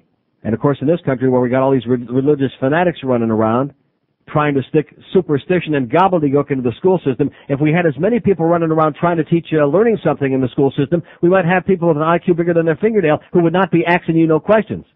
Let's go to a mobile in Kendall. Hello. Hello. Yes, sir. Neil, how you doing? I'm weak. My voice is weak. Like I'm Yeah, I can tell you need to do something about that cold. No, the cold is going away. It's just this audience. I'm weak. I'm worn out. Sorry to hear that. I'm burned out from assholes. I've been listening to you for a while, and I haven't heard you kiss nobody's ass. Yeah, I don't. I'm not an ass kisser. Yeah, and that's Look, if I had a player on here and he's playing great, I would say, hey, you're doing a great job, okay? But I'm not going to kiss somebody's ass just because they're on a certain team. What's the point? What good does that do you? But not only that, we got so many other ass kissers in this town. What the hell do I need to kiss ass for? You're right. I think I am a hockey fan. I play the sport every week practically. Yeah. And regardless, they're not doing good. Oh well, they're still my team. But what is wrong with these people in this town? What has happened to the audience? What has happened to the people who are supposedly support this team? They have lockjaw now. They have nothing to say. I'm going to tell you something. After today, I will never mention the H word on this show again, ever. Oh, you got a lot of people that love the H word. Well, but that's not the same word. Have a great day, pal. All these hockey calls I'm playing, this Mike Lang stuff and Bob Cole and Bill Hewitt. What am I wasting my time for here? And I think there are people, and then of course, then the Rim Man, people love those shows. Yeah, the only calls we used to get off the air, George, would get 10 million calls screaming and yelling, complaining, get this crap off the air. And the only calls we'd ever get are people wanted freebies. They stunk. That's right. Those shows were an abortion. Because the only thing people wanted, we used to give away free tickets, Panther T-shirts. It's just like the assholes in the stands when they're throwing those T-shirts up in the air. It's not only the little kids that get hyperventilating, even the adults at the arena. Hey, I want it! They're like killing each other for a stupid goddamn T-shirt. That's the epitome of the excitement in the arena. And please don't tell me it's because the players are sticking to it. I mean, a lot of those guys are trying. They may not be all that good, but a lot of those guys, at least, are going out there and giving it a shot. And compared to the first 2 years, which, believe me, I remember that like it was yesterday, on our most comatose days, were great compared to that Roger Nielsen garbage they were playing. Roger who? Well, the old coach. Oh, my God. I'm serious. I'm doing a show in Sanskrit. I'm in the middle of Siberia, and I'm doing a goddamn show in Sanskrit, and these people are like Greek. They're Greek. Rectum. That's it. And like I said, after the hockey word, you'll never hear another breath about it. Those people that tune in to hear about that on the show, find a new home, baby. You won't find anybody else in this town talking about it.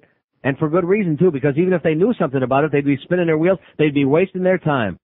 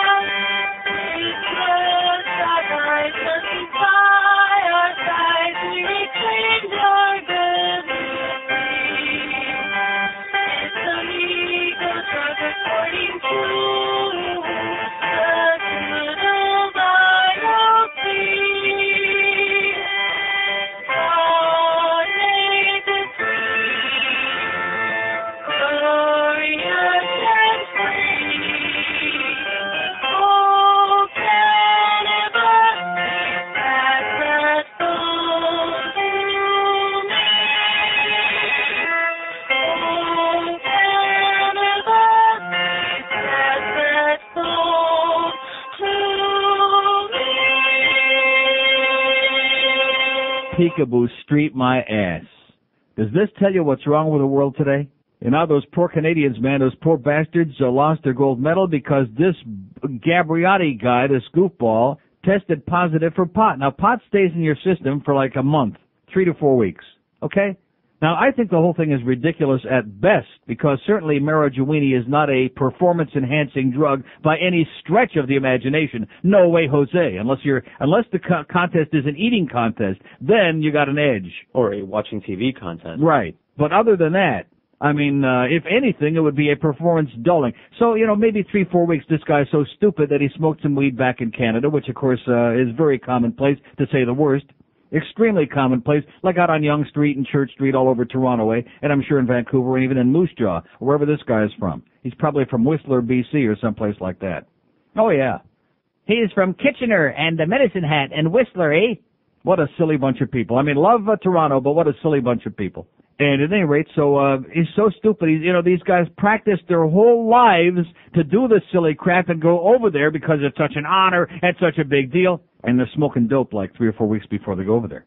So on the one hand, naturally, it's stupid. And just like now, there's an article in the Sun Sentinel which hasn't learned about that yet, I guess because they're sleeping.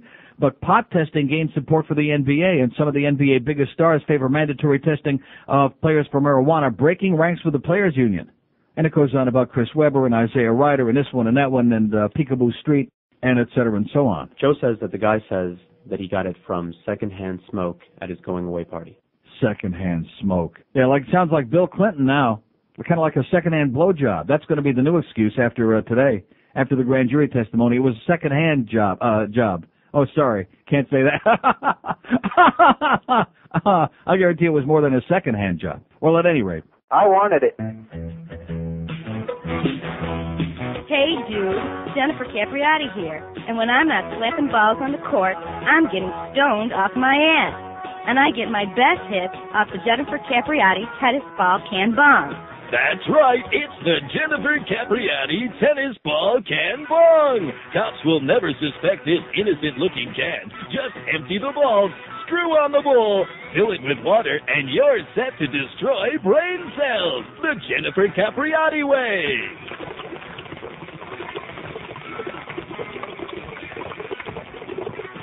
Oh, this is so smooth. It's the bong that thinks it's a tennis ball can. The tennis ball can that thinks it's a bong. Proceeds benefit the Jennifer Capriati Legal Defense Fund. Normal approved. Okay, so that big, goofy David Robinson, all-star center of the San Antonio Spurs, says we should be tested. We should all be tested. It's a no-brainer, meaning Marijuini. And I say to you, David Robinson, you're an asshole, okay, and a goody two-shoes and a phony. Why is it anybody's business? Unless it affects somebody's performance, why is it anybody's business in any profession? All this mandatory drug testing and all these different jobs now, it's nothing more than a goddamn witch hunt, and it's nobody's business if you're smoking weed. Well, it's illegal. So are a lot of positions in sex, too, okay, but that doesn't mean that it's anybody's goddamn business. Oh, and speaking of positions in sex, I'm at Mommy's house. I'm going to have to start taking notes. Every week she comes up with another classic. Now she's decided that probably the president must be gay. And I said, why would you say that with all these women that he's doing? Oh, but he likes oral sex. Forget notes. You need to roll tape. Oh, my God. Talk about out of touch with reality. Talk about from a very distant generation of the long, long past. And I tried to explain to her, Ma, all men like oral sex. And of course, she just went on to her next topic. Well, that explains why your dad's so surly. You really want to get me started, don't you? Even Monica Lewinsky wouldn't do that, okay? For love or money. Trust me when I tell you. The thought is so grotesque. The thought of that is so puke-inducing that I can't even begin to tell you. Oh, my God. So no wonder Ma's got an aversion to it. I think he did make a good point, though, but in reverse. But at any rate, yeah, the president's a faggot, okay, because he likes oral sex. So that goes back to the survey we took last week, which most of you lied about, by the way. But there you are. Ma thinks the president's a fag because he likes oral as moral. But at any rate, getting back to this weed business, it's nobody's goddamn business. And unless it affects your performance at the orifice, on the playing field, if it's some stupid goddamn sport, in the snowboard, whatever the hell this guy is riding over there, this poor Canadian bastard, this Gabriati, whatever this guy's name is, he ain't no Peekaboo Street, I'll tell you that. They got a curler, a woman curler from Canada. Her name is Sandra Schmerler. I swear to God. We laughed so hard last night, I thought I was going to pee in my pants when I heard on the CBC they were talking about Sandra Schmerler, the woman curler, and she's from Whistler, BC, or some goddamn place. Oh, my God. Oh. And you people are taking this seriously? Any of you? Oh, man. Sandra Schmerler, the lady curler from Whistler, BC. But she ain't got nothing on Peekaboo Street, I'll tell you that. Who is almost as good as I.B. Hip, or whatever that coon's name was, that basketball player from Maryland, or Virginia, whoever the hell he played for. Nobody cares about whether jocks or anybody else is smoking weed, because all this audience is. And they're sick and tired of being drug tested like this is some kind of a police state. Oh, it is? Sorry. Been telling you that for years. It's a goddamn police state. They're going to give you a drug test because you're going to work in Walgreens or something? They're going to give you a drug test to be sitting behind a desk somewhere because you're the executive vice president of a bank that's got like 75 customers in Poughkeepsie, New York. They're going to give you a drug test? Based on what? That's like the frickin' word police we got up there at the FCC, that the Congress gets together, Jesse Helms and all these other Nazis, and they get together with these old prudish farts, and they just make up a list. Well, you can't say this. Yeah, based on what? Well, we said so. Oh, that's great. That sounds like the American way to me. That sounds exactly like what the Founding Fathers had in mind. Founding Fathers, who the hell were they, and what's their score in the Olympics? They grew hemp, the Founding Fathers. Yeah, they were smoking the rope is what they were doing, and they were also doing the slaves, the slave women. But we don't want to talk about that because that'd be bad. Let's go secondhand. We've heard of the dangers of secondhand cigarette smoke. Now we got the dangers of secondhand marijuana smoke. Going to get you disqualified and lose your medal, baby. And they'll stick your ass out there on Peekaboo Street. Here's a mobile in Fort Lauderdale. Hello. Hey, Neil. How you doing? Okay, sir. First thing, I think X-ray hit did say from Maryland. I'm pretty sure. I think so, but who cares? Yeah, who cares? About this drug testing thing. Yeah. Where do you draw the line? You say it's okay that they smoke marijuana and they shouldn't. That's why I draw the line. Marijuana is not it doesn't affect somebody's performance. It doesn't enhance their performance. And people aren't, like I just said a minute ago, aren't going to go around stealing money and robbing banks and 7-Elevens and gas stations to get money to support a marijuana habit. It's ridiculous. So that's your reasoning for not testing it, because of why they won't. What is your reason that you should test for marijuana? Well, I'm not saying that they really should. I'm just saying that I don't think if they're going to test for one, they should test for all. I don't think they should draw a line. How about if they test for nicotine to see if you're smoking cigarettes? Cigarettes aren't illegal. Well, what difference does it make whether it's legal or illegal? Like I said before, in the state of Florida, any sex other than missionary position, man and woman, is illegal, okay? So should we arrest everybody, or should we go into people's bedrooms and find out if anybody's doing it in the wrong position? No, I don't agree with that. So what difference does it make if we have a lot of archaic, stupid laws? Whose business is it? If it doesn't affect anything or change anything, what difference does it make? Well, then it looks like the problem is actually with the law, not that they're testing for marijuana. I mean, I agree. I think that they should. I think that they should test for marijuana there, and I think that they should test for marijuana in the NBA. Based on what? Based on because I think that the jocks get away with as much crap as they possibly. They get away with too much. So in other words, it's only wait a minute, only jocks smoke marijuana. Is that what you're saying, sir? But that's what we're talking about here is where the testing is done. You brought up that they're testing in the NBA. They test in all. Look, you know as well as I do that if you go in to apply for a job in a lot of companies in this country, not just sports, in any kind of endeavor, government job, they have random drug testing. You know that, I hope. Hey, yes, I do. And based on what? What is it their business if you're smoking pot? I don't know. Maybe they're afraid of your job performance. Maybe I'm not really sure. I can't really tell you why they do it.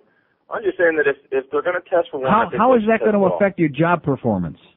Well, what you mean if you smoke marijuana the night before? Yeah, exactly. I'm not giving you an answer for why they do it. I said that. No, but we're having a discussion. I'm not asking you to justify it, but how is the smoking weed going to affect your job performance? I'm not saying it will. I don't think it will. So what's the point? Well, like I said, I think it's because that they're going to test for one. They're going to test for all. I don't think that if you say, okay, well, hey, it's okay for you to go ahead and smoke marijuana, but we're going to test you out for cocaine. So in other words, you don't see a difference between hard drugs and marijuana. You don't see it. Okay, get a new phone, sir, and call me back. I'd be delighted to debate it with you, but your phone blows.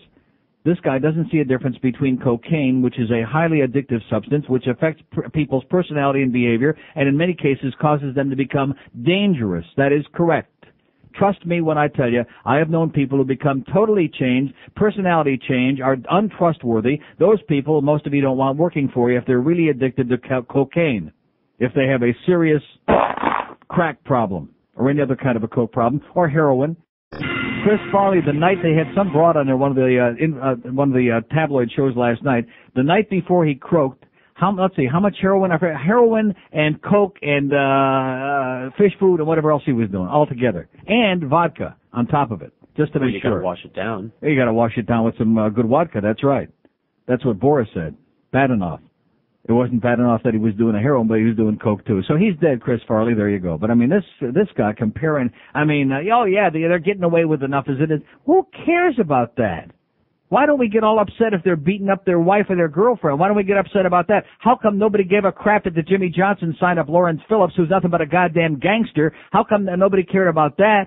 But we're concerned if he passes a drug test or not. That really concerns me, whether he's smoking marijuana, not whether he's going to be beating women up all over the place. What kind of mentality we be talking about in this country, man? We're talking about people that they can't sit down and look at this thing rationally because most of them are emotional cripples. Emotional cripples. And this crap about the NBA is going to do pot testing. David Robinson says, oh, yeah, we should all subject to it. It's a no-brainer. The NBA is a no-brainer, okay? It's for a bunch of illiterate freaks is what it is, David Robinson. You asshole. Here's Miami. Hello. Hey, Neil. Yes, sir. How you doing? Okay. You sound pissed off. Go ahead, sir. I'm listening. Okay, well, anyway, on the secondhand smoke with the marijuana, I have a friend who basically could not smoke because of the government watching over him. Yeah.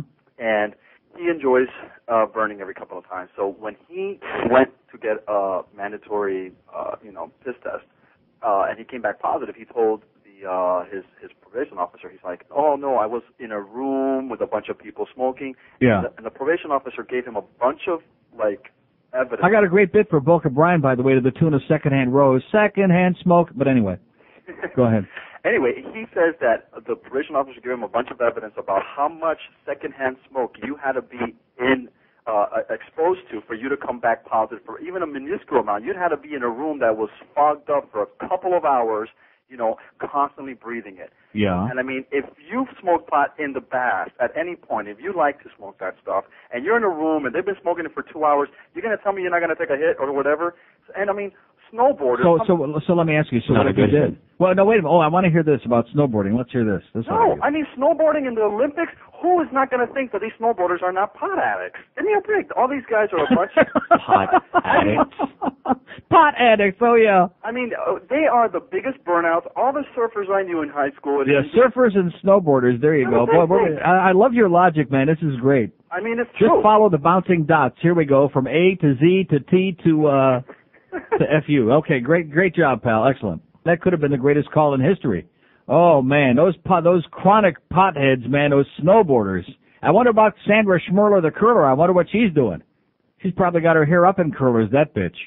Oh, in Sweden, by the way, won a women's curling match against Canada. Oh my God.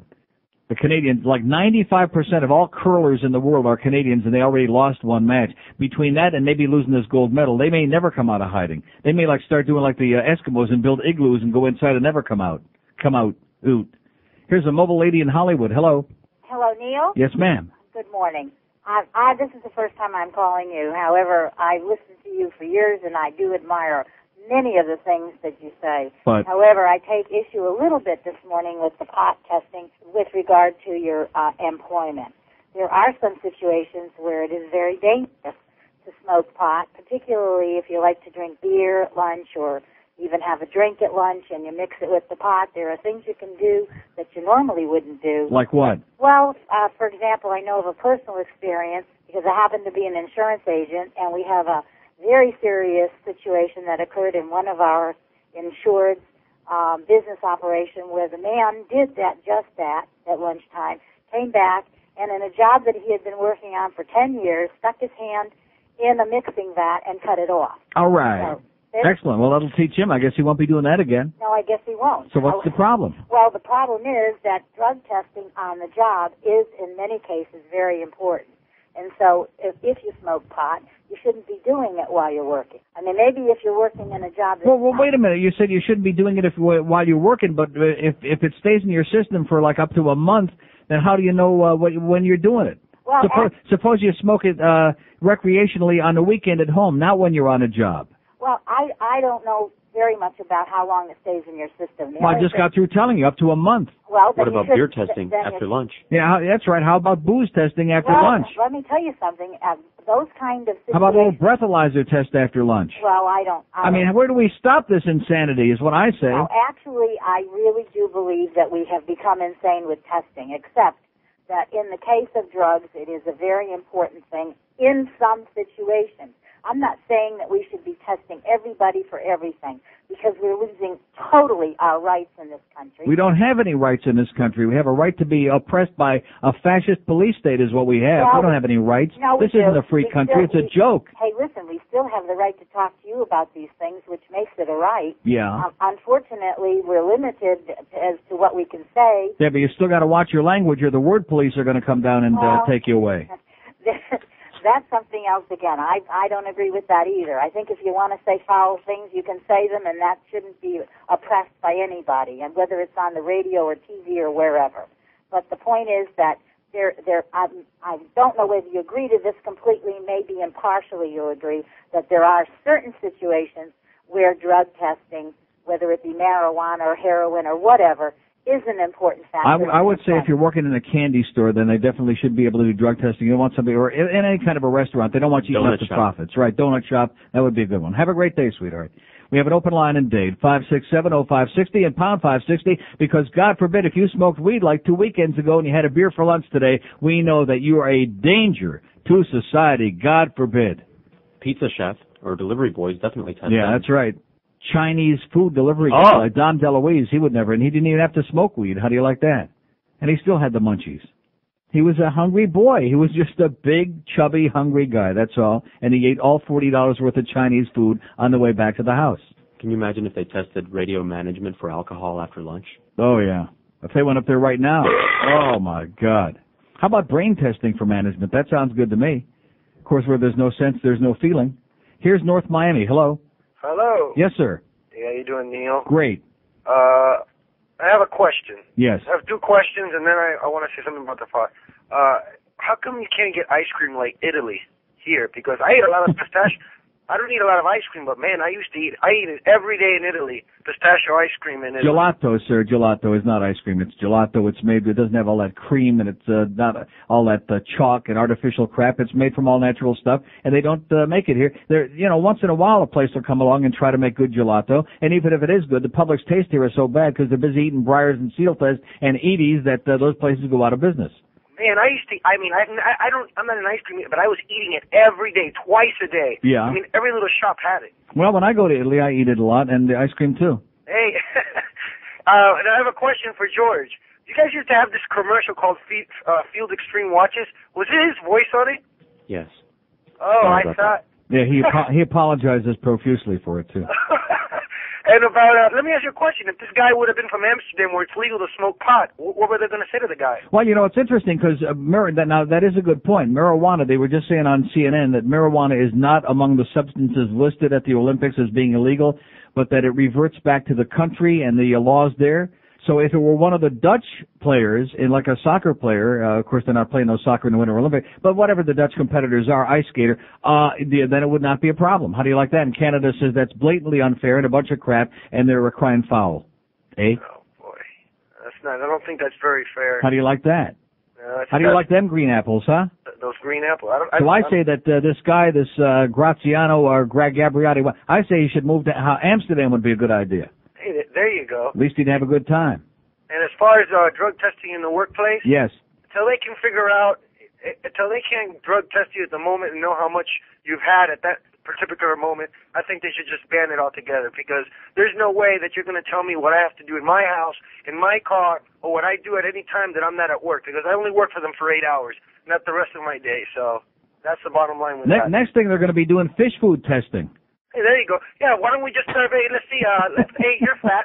I want you to test to see how much food you've been eating. Right, You know? exactly. Yeah, I mean, where do you draw the line? You know what I mean? Well, let me check. Let me get a Q-tip and check this woman's mouth. Maybe she's been giving oral sex to somebody in the parking lot. All right, now you're talking. Okay, have a great day, pal. You too. Okay. Sounds like a job he wants. I did that one time when I was about 15 years old. So anyway, let's do a mobile in West Palm Beach. Hello. Neil, can't disagree with you more about the pot smoking. Okay, I'm an ex-pot addict from the age of 15 to 25. Yeah. I'm telling you, it was more addicting than coke, than anything. Yeah. I mean, we had to smoke. And more addicting than fish food, too, I bet. Correct. George is peeing in his pants in the other room. Better take a sample, by the way. I'm 38 now. I stopped 13 years ago. But before we played baseball, we smoked. Before we went to the movies, we smoked. Before we had sex, we smoked. Before anything, we needed pot. We couldn't do it without pot. Yeah. And a lot of my friends are still. Well, let me ask you this. As much as I frown upon people who are like obsessed with pot because there are people who are juvenile and sit around sifting and picking seeds all day and they think that's a life, but nevertheless, wait a minute. But we had this green stuff that had no seeds in it. I mean, how did it affect your life? It affected it tremendously because it opened the door to, and you're going to think this is a joke, it opened the door to coke.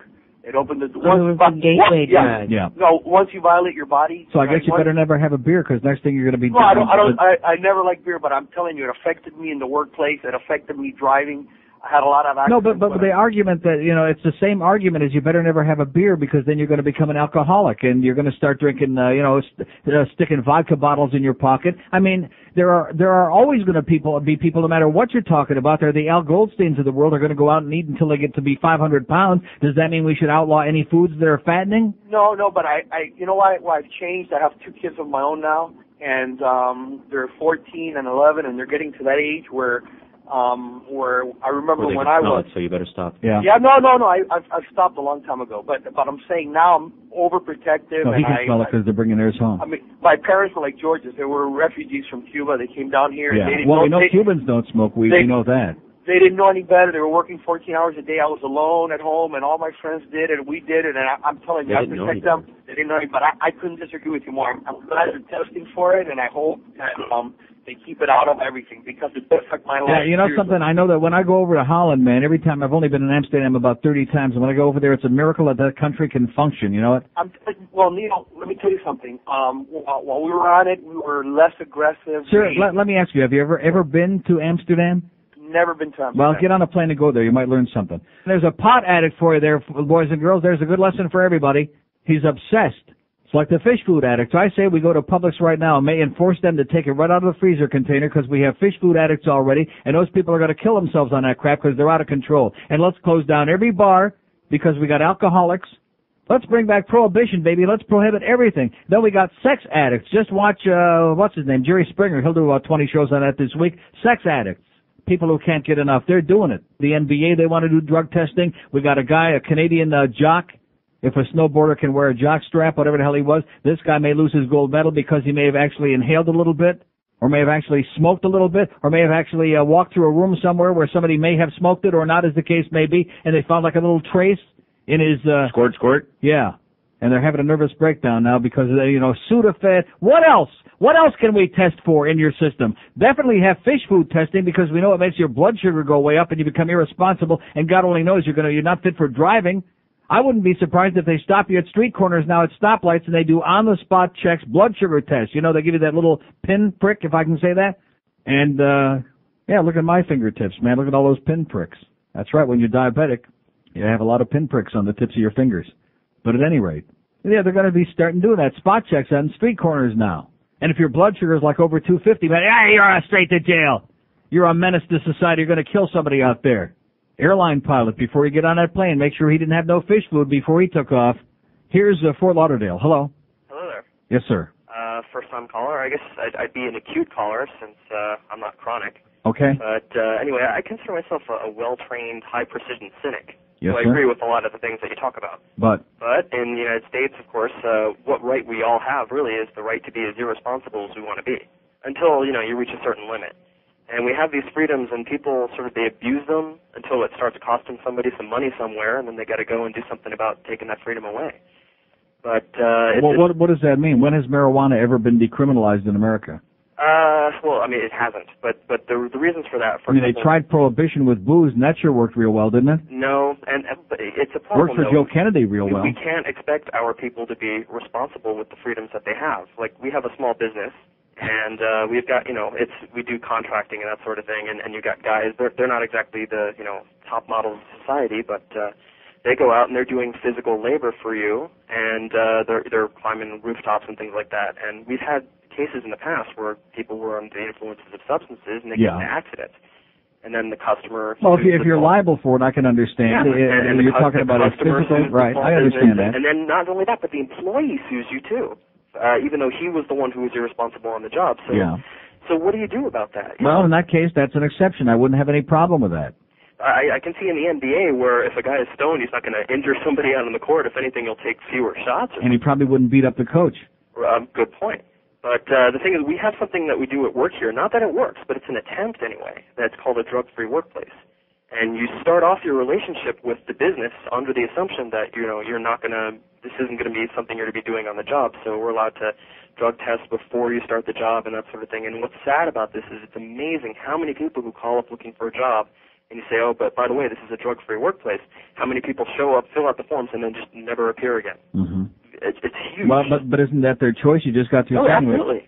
But the thing is, if a business is going to be responsible for what its employees do, then we have to feel safe and secure that they're not going to be out drinking. Yeah, no, I would agree with that. I think that you got you have a right because you're liable, and you have a right to make sure that they're not doing whatever might impair their senses, et cetera. But that's a very rare exception. If somebody's doing an office job at a desk, unless, of course, they're making decisions that, are like national security risking, something like that. Or I can understand that. For a studio. Huh? Or for radio equipment or something like that. Right, exactly. And in fact, I think it might help to have some drugs for these bastards over here. But the thing is, once again, as a society, if the people aren't going to be responsible enough to be able to decide when they are or aren't going to use the substances, you can't expect. But you know something. You can't expect them to be responsible. But you know something, sir. Let me say something to you, and that is that as long as things are forbidden, when you go to Europe, there is no drinking age in any country that I know of in Europe, and yet Italy especially. Public drunkenness is frowned upon to such an extent that, I mean, they would come and beat the crap out of you if they found you staggering around drunk in the street. They would take you undercover somewhere and give you a lecture and sober you up and tell you better not ever do it again. Yep, right. And you don't have any problem of young people staggering around drunk or killing each other because they're drinking and driving. You don't have that. Now, the French have it because they got a bunch of drunks over there to begin with. But I'm talking about in countries where they're generally socially responsible in the first place, like Italy and like Holland and those. You don't have that problem. Yeah, but Spain there's no and Russia, drinking age. Spain There's and no Russia smoking have the highest age. alcoholism rates, in the world, though. And What? they have Spain and Russia have very high alcoholism rates, and they also have. Well, what does that have to do with Italy? It doesn't. But it's just. What does that have to do with Holland, which is the freest country in the world? What does that have to do with It it? depends on the culture. They grow up with that kind of freedom. In the U.S., we aren't there you trained go. to be responsible. That's what I just got here. through saying to you. And so the I agree longer with you make things forbidden, the more people want them. That's my point. Okay, before I leave or you cut me off, Very soon. I want to give you something. I don't know if you can use this as a card, but I want to do a celebrity impersonation for you. Yeah. Okay. See it. Now that wasn't bad, George. That was almost cute. It wasn't a very good. The consensus is, let's see. Mike from the Keys says it's too expensive. That's his. That's his opinion. He likes a little weed now, and he said too damn expensive. Here's Miami. Hello. Neil. Yes, sir. What's up, Neil? Love your show. Thank you so much. Listen, it is kind of expensive, but I wanted to say this whole marijuana thing is just out of hand. I mean, the government, they must be some like babbling chimps pushing buttons somewhere. They don't realize that marijuana is probably the safest intoxicant on this planet. It's less harmful than alcohol. It has never been documented to give cancer like, cigar and cigarettes, which I'm not complaining about cigars. And I it love doesn't cigars. send your blood sugar raising up like sugar does either. By Not the at way. all. Sugar, I guarantee you right now, sugar is a lot more dangerous than marijuana ever can be. And I don't think they did any sugar testing on this Shmendrick Gabriotti guy, this snowboarder that won the gold medal over there in Nagano. Absolutely. Let's take his blood sugar and see if he was doing fish food before he did the thing. Absolutely. And, I like cigars too. While I was listening to the other day, I was wondering how come you didn't like Garcia and Vegas. I wanted to ask you that as well. That's like my cigar of choice. No, I do like Garcia Vegas. Oh, you like them? But they don't make them in Mix, which is my sponsor, so I'm not going to come on here and say, hey, I smoke Garcia Vegas. Which ones do you like in particular? The Galantes. You never had the English Coronas? Oh, I don't touch those English ones. Oh, yeah, the English Coronas are fabulous, especially if you're rolling your dope in them. Oh, okay. But thanks a lot, Neil. Okay, have a great day. Let's go to Miami. Hello. Neil. Yes, sir. Hey, how's it going? Great. Well, listen, a couple bad things. Unfortunately, marijuana is classified as a Schedule I drug, which means it's right up there with cocaine, heroin, methamphetamine, and Jerry Springer as perhaps the worst drugs of all mankind. And fish food. And fish food.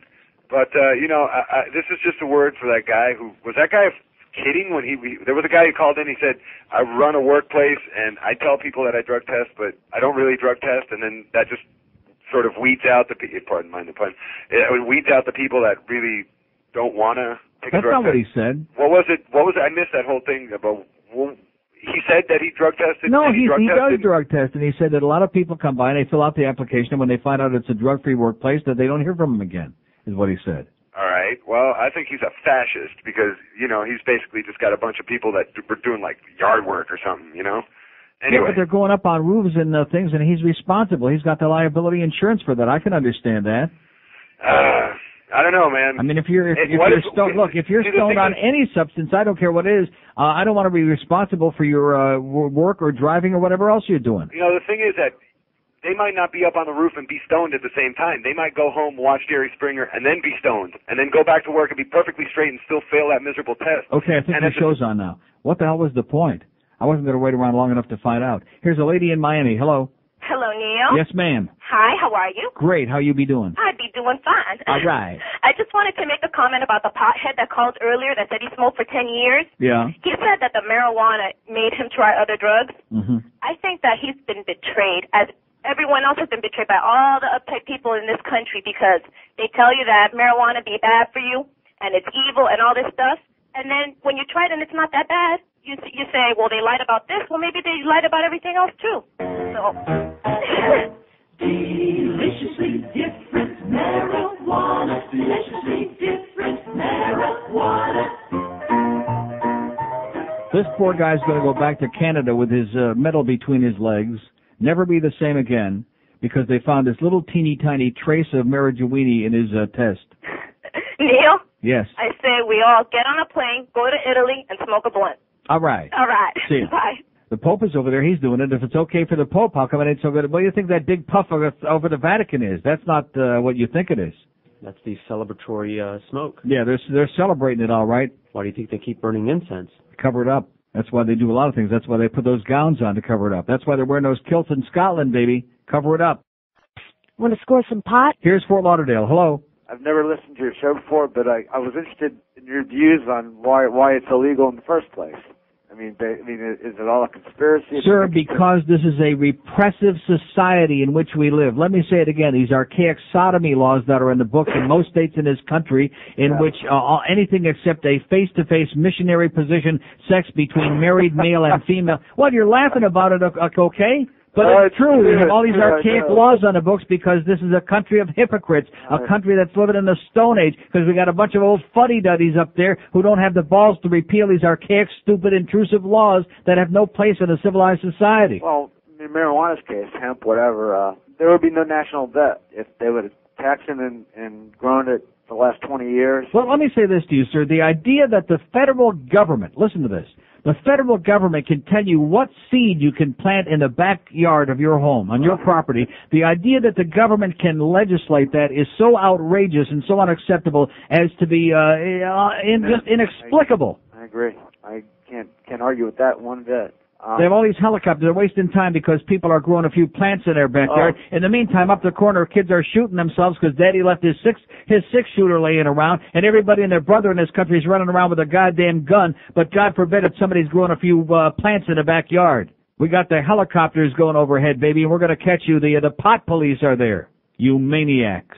Just like in where the hell did I do with that? Local section this morning.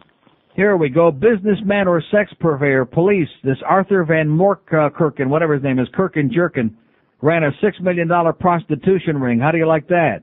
In Fort Lauderdale. He had 50 women on their payroll, their names neatly lined up on a magnetic board under headings such as blondes, brunettes, and orientals. The clients, more than 20,000 men between West Palm Beach and North Miami, who paid $180 in cash or $200 by credit card for acts that range from straight sex to unusual fetishes. So, who the hell gives a crap? Probably ran a clean operation. Probably not too many people getting no diseases from that operation. Probably headed on the up and up. He's going to jail. Everything in this goddamn country is illegal, man. Everything is the forbidden fruit, if we can say. Oh, and of course forget that. Talk about a fruit. Forget about that. Everything's illegal.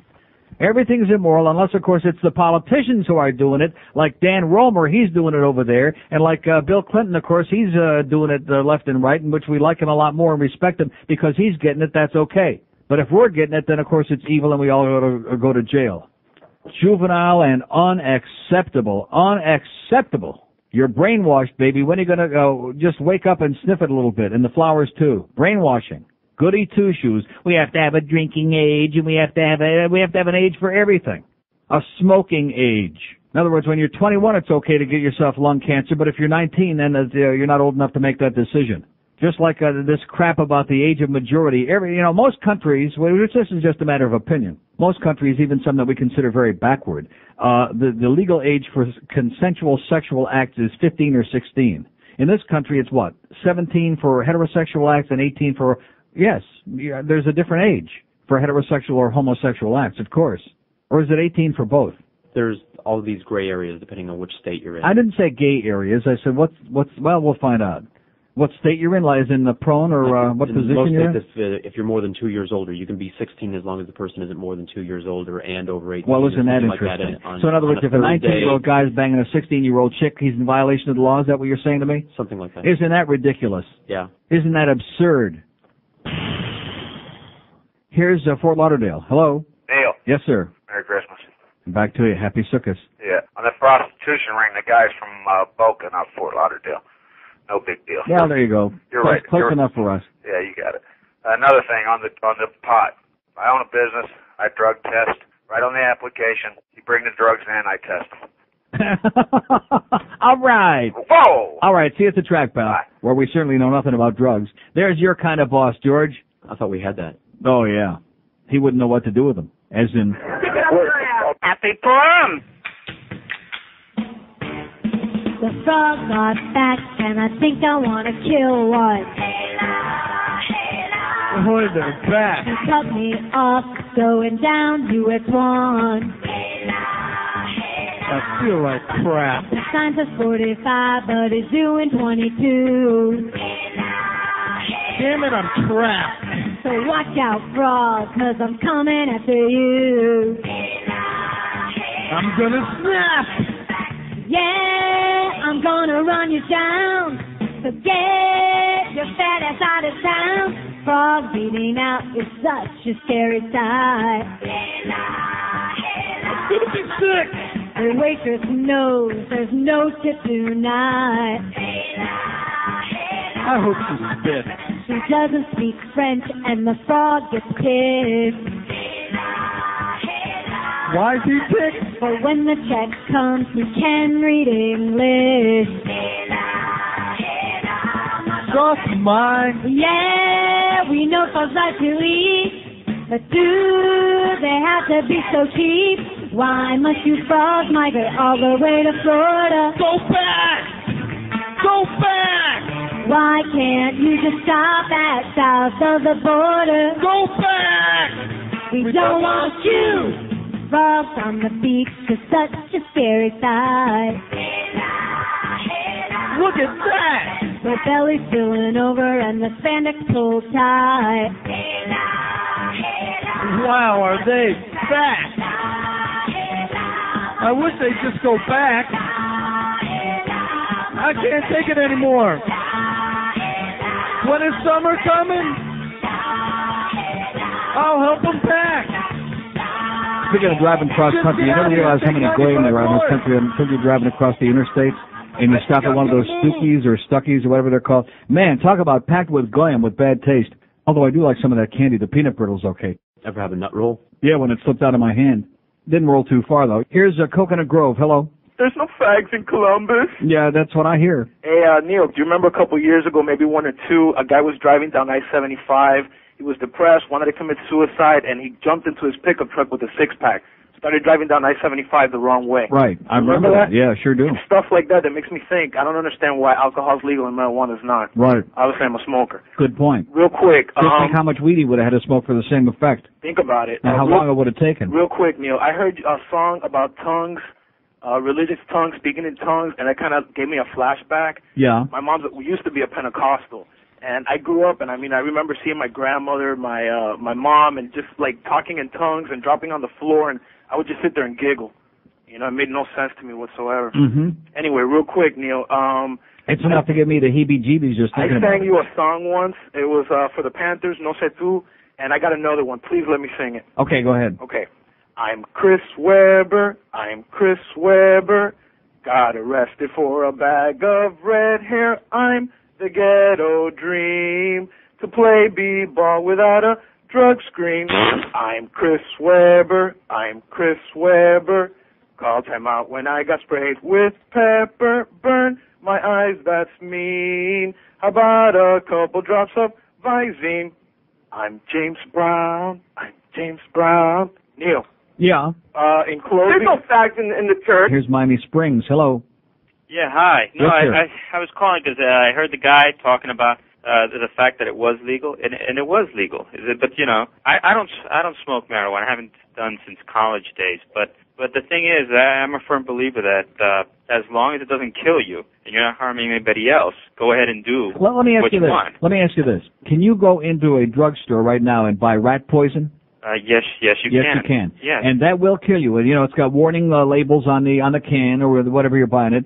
And you can go into any store. You can go into a supermarket, you go into a drugstore, and buy legally all kinds of substances that will kill you. You can go into Home Depot and buy paint thinner, and if you drink it, it will kill you. I guarantee you that. Make no mistake about it. So the idea that something may or may not be harmful for you, which is all very subjective, by the way, and a lot of it very dubious and debatable. But since when is that the only job that I see the government is to tell us, give us the information. Tell us, can this be harmful to me? How harmful is it? And then let me make my own goddamn decision. That's what I'm saying. The thing is that the only reason it was made illegal it is because it's relatively easy to grow and difficult to tax. Yeah. And by the lobbying of both alcohol and cigarettes, which alcohol is relatively easy, but the question of cigarettes, growing it, drying it out, and actually making cigarettes on your own, most people aren't going to do. Whereas anybody could grow a plant in the backyard and then just simply take a few leaves, let them dry out in the oven, and then smoke it. Oh my God! And apparently that's what they don't want, and there would be a lot of competition for those two other industries.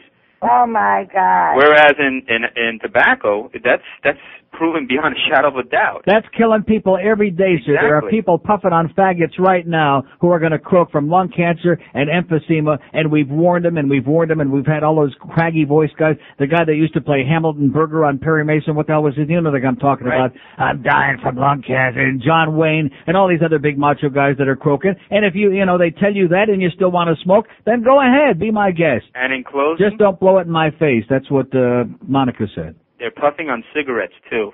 Exactly. Have a great day, Paul. All right. Okay. Bye. What are we getting all worked up about, huh? Just because we realize we live in a country where our freedoms are very limited, and we have a bunch of assholes sitting around deciding what you can do and what you can't do and telling you what's good for you and what's not. And then we have some idiots who are going along with that, who want to be manipulated. Well, if you want to be manipulated, okay, go to some fascist goddamn place. Go to some communist country. Go to Cuba, for Christ's sake. Go live with Fidel. He'll tell you what you can do and what you can't do. Go live with the Pope. You'll have one hell of a time there, man. Go live in the Vatican. Under the watchful eye of the cardinals, man. I don't mean Stan Musial. You won't be able to do anything that's fun because they're busy taking it all up themselves. Men in chains, just the way I like them. And then this morning I'm coming to work, and I'm over there in Plantation, which, by the way, I'll get to Plantation. I would like to report right now that I believe that there's a chigger in the woodpile that's in Plantation. And the call we had from the cop last week on his show, and now we have this Plantation, this big thing, this STEP campaign starting today, by the way, which I'll get into. The Selective Enforcement, Traffic Enforcement Program, STEP, as in step on this. That call was from some porker over there in Plantation is what it was all about. Because this article in yesterday's paper, which I appreciate somebody bringing to my attention, by the way, this is a carbon copy of that phone call we got last week. They're trying to condition us to doing this and doing that. Meantime, I come back from the track last night and come west on Sunrise Boulevard off the Turnpike, as always. And there are people, it's 45 is the speed limit, okay? I'm going 50, 52, whatever, which is a little bit over. People are going by me, as always, 70, 75 miles an hour on Sunrise Boulevard. And I say you people need mental help, including you. You're telling me that you were one of those people going 70 miles an hour on Sunrise last night. Well, 65, 70. I don't usually do 70 until I get on, Palm. Mental help these people need, okay? Hey, there's nobody else on the road. Okay. I don't run any red You're lights. the one that the guy's talking about that wants to make it up as you go along. There's nobody else on the road, so you're going to go 70 on a residential street. That's nice. Well, that 4Runner just gets away from you. Yeah, I know. It's sure.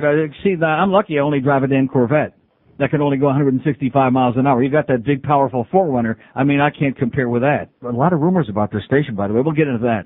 So anyway, getting back to this thing. Well, first of all, there's all these rumors.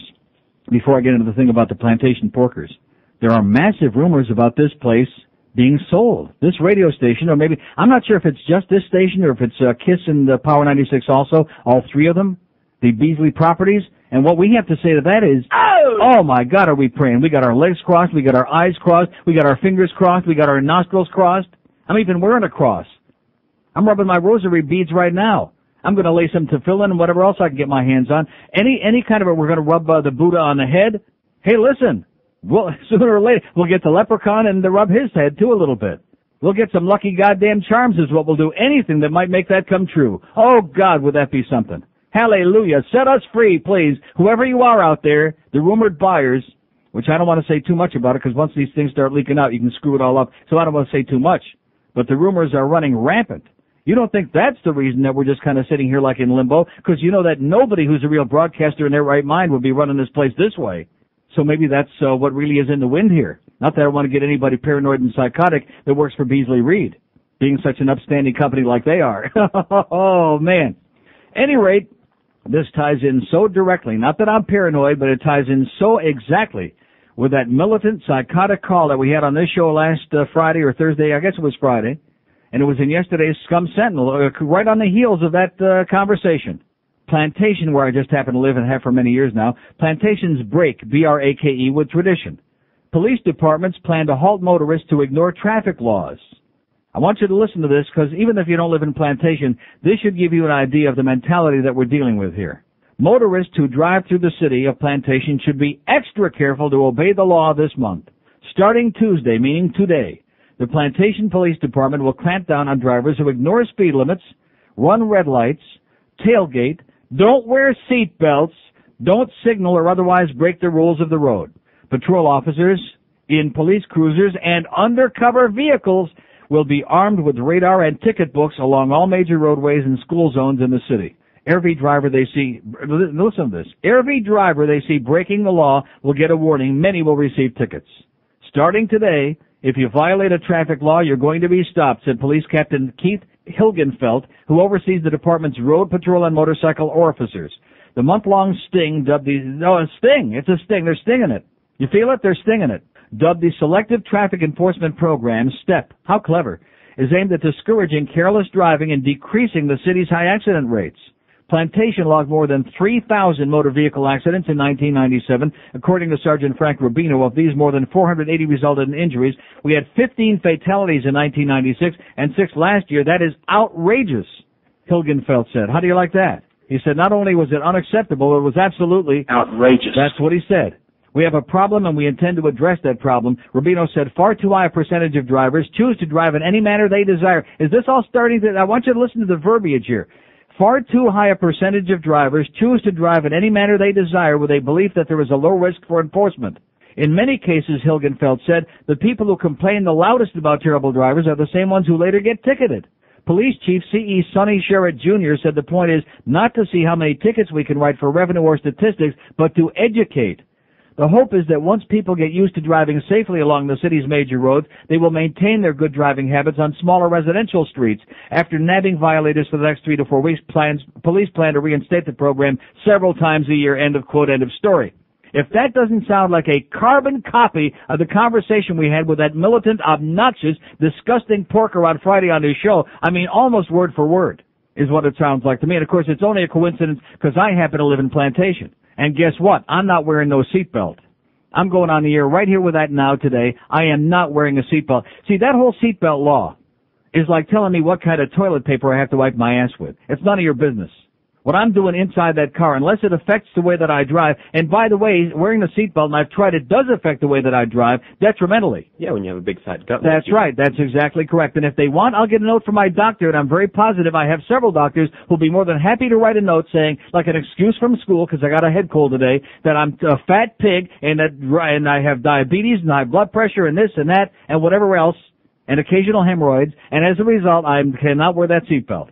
And if you guys don't have anything better to do, in addition to which, the last time I checked, pulling somebody over only for not wearing a seatbelt isn't legal in the state of Florida.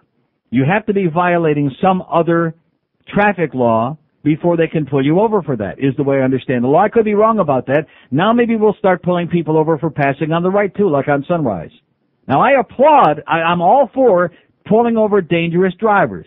People who are running red lights, people who are running stop signs, not maybe like not making a complete stop, but people who are running stop signs, people speeding in school zones. I'm coming this morning to work out here on Honey Hill Road, and I'm slowing down. Now, granted, those lights haven't worked since we had the big storm a couple of weeks ago, but any jackass can see where those people with the straps, the orange straps on, standing on the corners, helping the little kids across the street, those traffic, whatever they call them. That means there's school in session, and the sign says very clearly, school zone 8 to 9 a.m.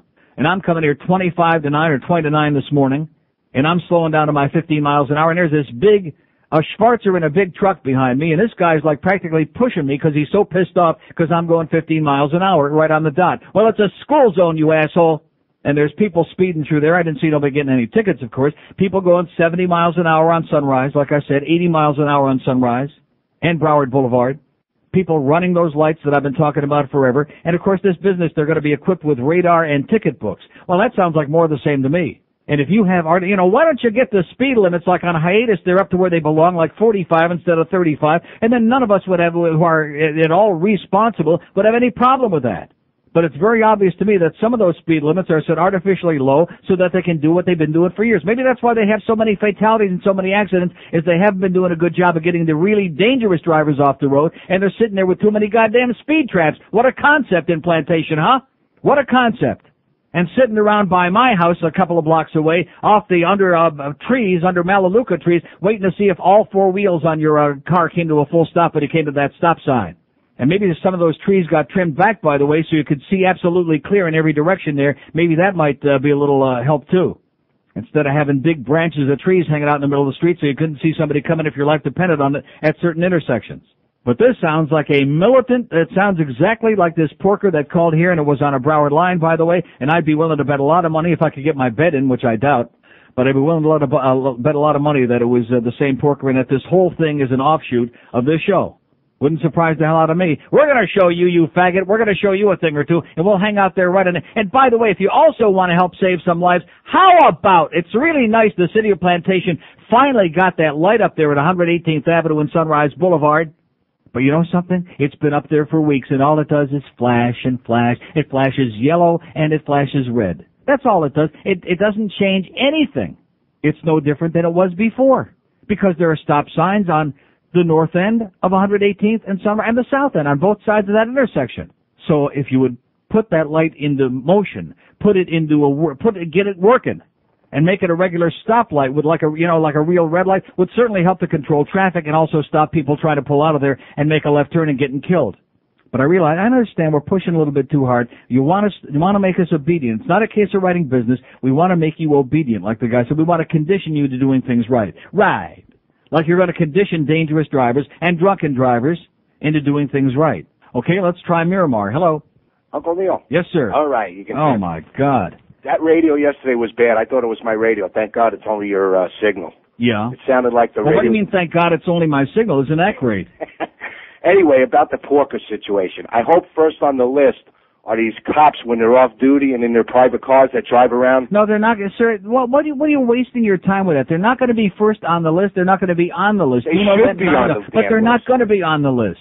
You know that. And their family members, that just because they have one of those little badges on their tag means that they can drive any way they want. Well, that's all part of that whole thing, that whole fraternal order of police business and all that stuff you put on the bumper. I mean, if people really don't get stopped because they're wearing that stuff, that's one of the biggest hoaxes in the history of mankind. That asshole that called you last week is probably at the top of the list of the guys that drive around and weave in between traffic. And well, how do you know that? Well, because they're all like that, these cops. That's the way they drive, well, man. That's a they good think point. they're above the law. They can enforce the law, but they don't have to abide by it. Okay, have a great day, pal.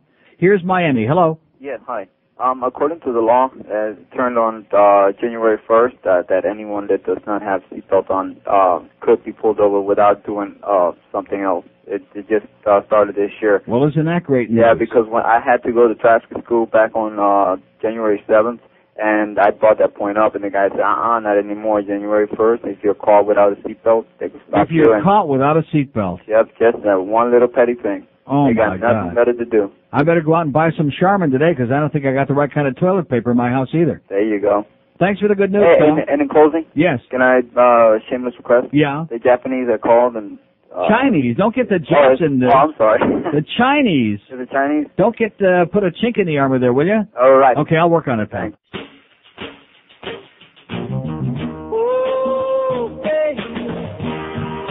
nothing like the real thing, baby. Ain't nothing like the real thing. No, no. Ain't nothing like the real thing, baby. Ain't nothing like the real thing. So, honey, I've got your picture hanging on the wall.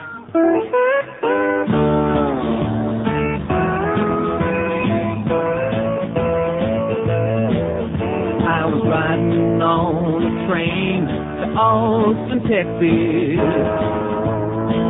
Oh, when a very lovely lady sat next to me. decided to eat. She asked if I would hold her safe. I was more than happy to, and now there's more I'd like to do. I wanna kiss her, but she won't let me. I wanna whisper sweet nothings in her ear.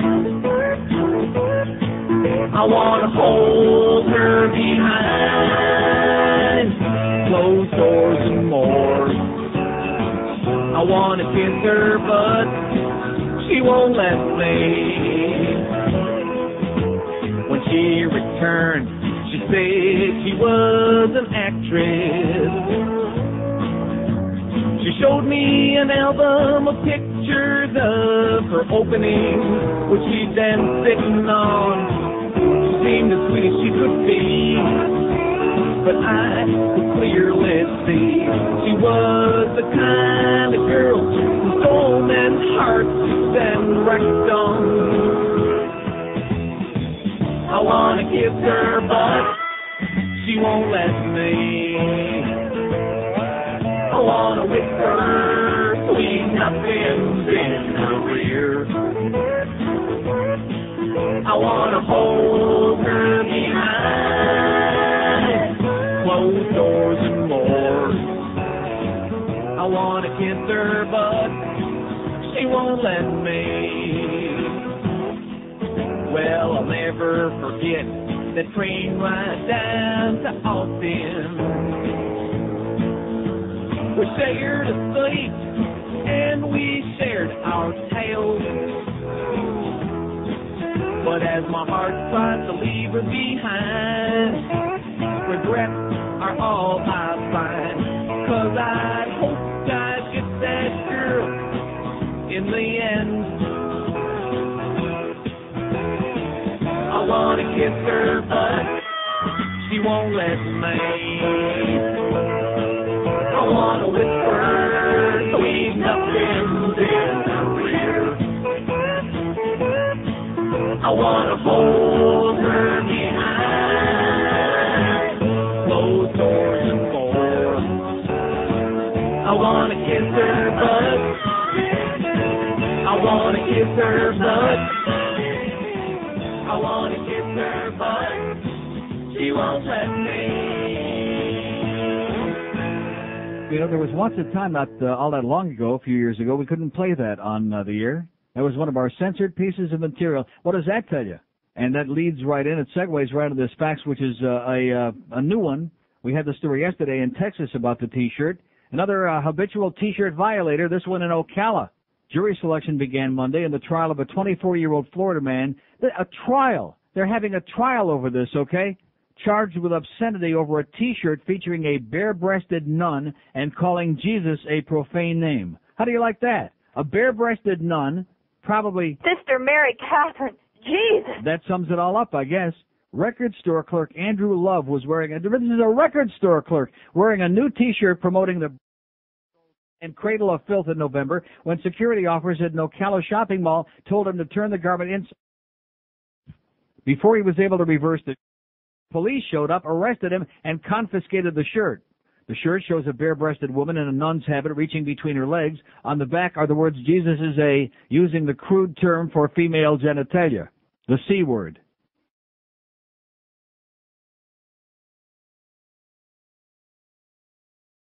Steve Rogers, no relation, thank God, disagreed. Love was never jailed on the misdemeanor charge, was released on his own recognizance. If convicted, he could be fined $1,000 and sentenced to a year in jail, along with all those other habitual, like pot smokers, probably. Florida law defines obscenity as something the average person believes would appeal to a prurient, shameful, or morbid interest. Something is obscene if it depicts or describes sexual material in a patently offensive, oh, here we go with this again, and lacks serious literary, artistic, political, or scientific value.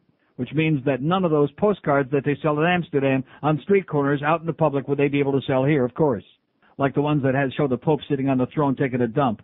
In this community, meaning Ocala, the T-shirt is definitely political, said Love's attorney, Jim Reich.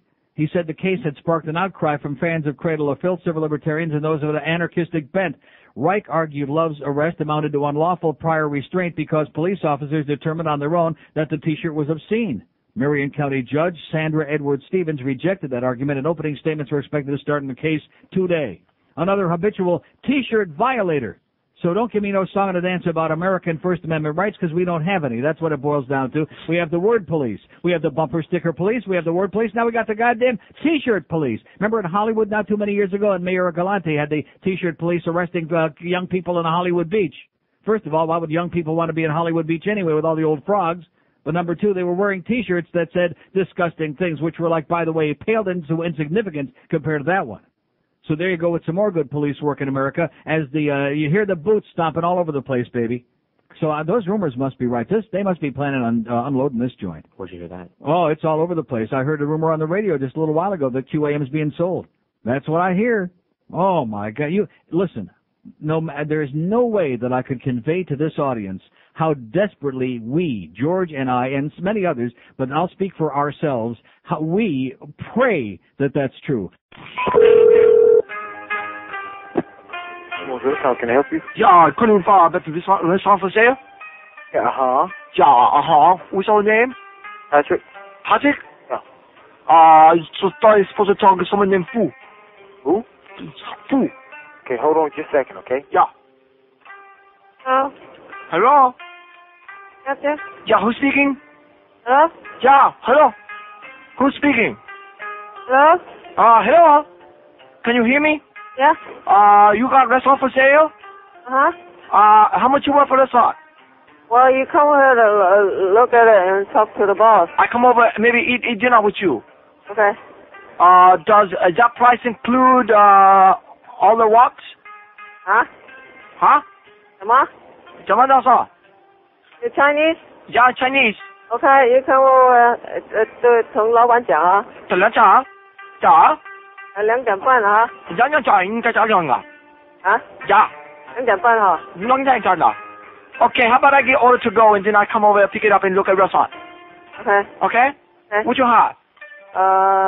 You know, 你知道在哪里没有？当然现在讲。你知道哪里啊？安阳在哪？31, 35 South Main 哈。我在讲啊。啊？你在我在讲。Okay, I'll be right there. Okay. 我现在在玩的。你来同老板讲哈。在打。啊？在摆。 Here's a mobile in Hollywood. Hello. Neil? Yes, sir. How you doing? Okay. Hopefully I turn out better than the others. Neil, you've been getting a lot of tickets like everybody else to speed traps, and I just got 3 of them. I've been doing what? Getting a lot of tickets. No, I have not. I haven't had a ticket in years. Well, you talk about it a lot. Speed traps and the cops. I talk about it a lot because I don't think that that's law enforcement is having speed traps. Yeah, that I to me agree. is not law enforcement. I agree with you. I get them all the time. But what would you say if I gave you a suggestion how you yourself could change the system? Yeah. If you would promote, because you notice if you ever go down the road and see a speed trap, and somebody in the opposite direction has the headlights on blinking you and warning you. Right, which is against the law, by the way. It is? Uh-huh. How about just putting your headlights on? Oh, that's okay. But if you would promote something like that. I mean, it's against the law, but we all should be doing it. I always have promoted that. You did. And the cop will pull you over and give you a ticket for that, too, by the way. They get very pissed off if you do that. What law is that broken, though? Huh? They just can't give you a ticket because they feel like a statue. Who knows? I have no idea. Because you're screwing with their game, don't you understand? They resent that. That's why they resent me, because I've been talking for weeks now about the silly stop sign police in Plantation and about the radar traps on Hiatus Road. So now they're taking it out on me, and now they're going to take it out on everybody else because they're pissed off over there. Somebody peed in their coffee at the food spot, I guess. Yeah. For as long as I can remember on this show, we've done these pig reports where people call in and they tell us wherever there are speed traps. We put it right on the air. That's the best thing that I could do, and we will continue doing it. How would they be able to give you a ticket, though, just for putting a headlight on? You're asking me? Who knows? All I know is that they do threaten. They have pulled people over. They make them psychotic because for whatever reason they say that you're not supposed to do that. Just like they say that you're supposed to wear the seatbelt, and they say that you're not supposed to pick your nose with the index finger of your right hand, only your left. Have a great day, sir. Put on my seatbelt yesterday when I left here for the first time in a long time, just to see what it was like wearing a seatbelt. I don't like it. I hate it. It's very constricting.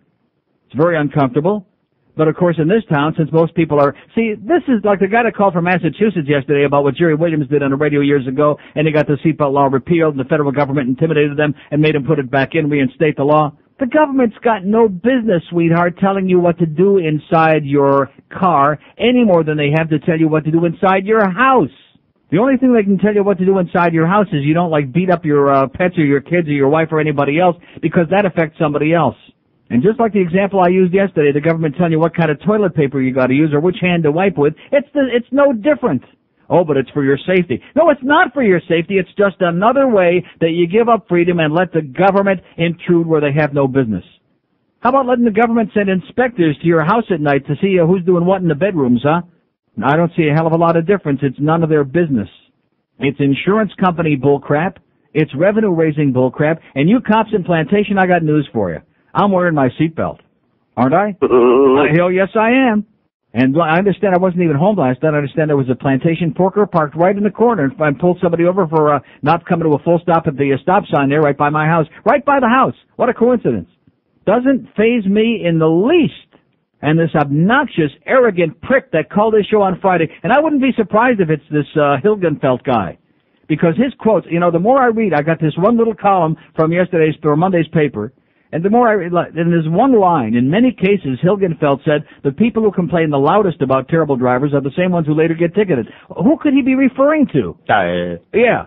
Who is he referring to? The people who complain the loudest about bad drivers? Who is that? You open your window. Do you hear anybody out there complaining? Later get ticketed. See, I hate to break the news to you, Sergeant, whatever your name is, Captain, Sergeant, no time for sergeants, but I happen to be a damn good driver and a safe and responsible driver. And even though I got a car that'll go very, very fast, I don't drive very, very fast. And yes, I do resent when people go by me. There are a couple of things that really piss me off.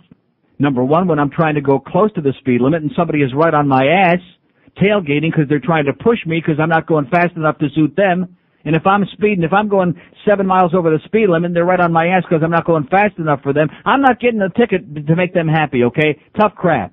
If you want to pass me around 2 double yellow lines, go right ahead and take your chances, baby. But I'm not speeding up to make you happy. And the other thing is when I'm going like 52 and a 45 on Sunrise and some asshole like George goes by me 75 miles an hour on Sunrise Boulevard, that really frosts my ass. I go with the flow. I was only going that when I'm going nobody else 65 on the road. or when I'm going 70 on the turnpike where the speed limit is 65, and that's about what I drive, around 70 in a 65. There's nothing wrong with that. And somebody goes by me going 95 miles an hour, and I never, ever see any of those people get it. It pisses me off because those people are a menace. You people are crazy. And yes, you should be getting tickets, but the problem is they're not the ones who get the tickets, baby. The ones who get the speeding tickets are the ones that get caught in all these little radar traps that we set up. So don't give me a song and a dance about you're trying to save lives and you're trying to condition people. The drunks continue driving drunk and getting their licenses back, and the chronic high speeders continue driving 85, 90, 100 miles an hour. And you know it and I know it. So go freshen up the coffee at the food spot in Plantation and cut the crap, because you're not fooling me, you're not fooling anybody else, and you're sure as hell not intimidating me. You can make as many phone calls to this show as you want. Doesn't faze me in the least. But I'll be wearing my seatbelt. Slow down in Plantation, by the way. You don't want to get no tickets, and buckle up your seatbelts and make a full stop and sit there for about half an hour at the stop sign. And guess what? They still don't have the light working at 118th Avenue and Sunrise Boulevard. The light's still flashing there. Useless. Useless as teats on a caterpillar. That's how worthwhile that light is there. But, we don't want all these fatalities. Well, then how about getting that light working, okay? And one thing I will say, since I do give credit where credit is due. See, one of the reasons they're ticked off, the Plantation cops, is they had a great thing going there for months.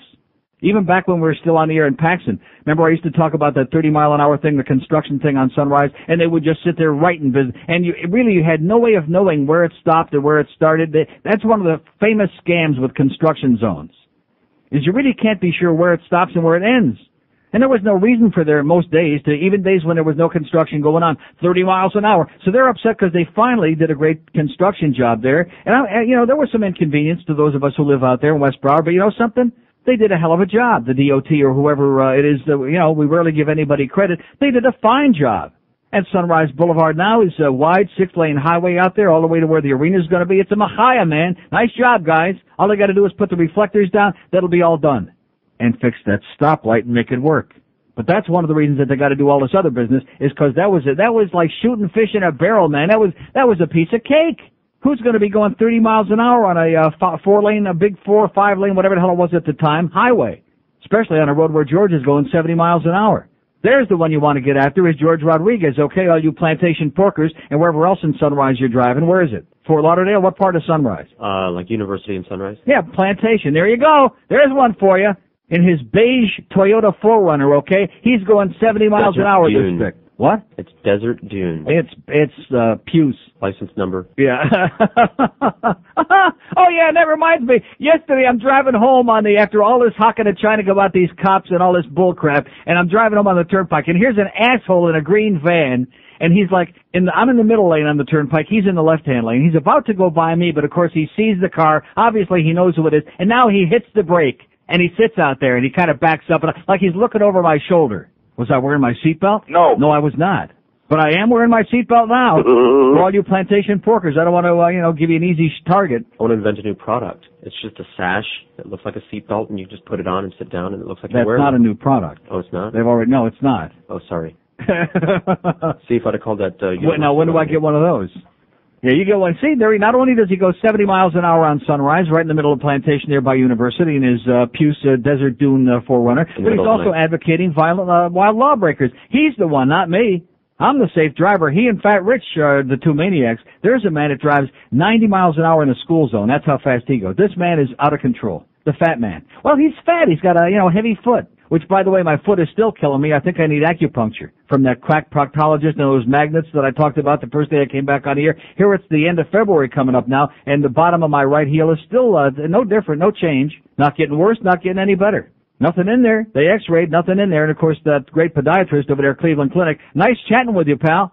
Nice knowing that Jeff Clark is your brother-in-law, but nothing. Oh, yeah, well, you got to do those stretching exercises. Yeah, stretch this. Still the same. Maybe I could get an acupuncturist to come in here. Do you think so? Do they do acupuncture on your foot? Why not? Yeah, I guess. Because your foot is like, calloused. It's hard. I mean, it's not supposed to make a difference. Really? It's not supposed to hurt. It's not supposed to hurt. Oh, I see. But it does. It's not supposed to hurt when the plantation cops beat the crap out of you either next time you're going 70 miles an hour, but it will. Sports. I think I'm going to start talking sports. Maybe we'll take a week and I'll just talk sports for 1 week and see if we can search for one caller that has any clue what they're talking about. Just amazing to me. Just an ongoing, just words, just verbiage, ba, ba, ba, ba, ba, ba, ba. And like George said during the break to me, he said, it's baby crap. And that's the exact expression to use for baby crap. Like all these people calling in, like this is something that's meaningful in anybody's life. Who showed up at the White House yesterday? Not did the Iraqi ambassador show up to see if we're going to avoid a war over there. Not if the president's lawyer showed up to see if he's going to wind up being impeached or not. But did all of the Marlins show up there at the White House yesterday? This is important, Virginia.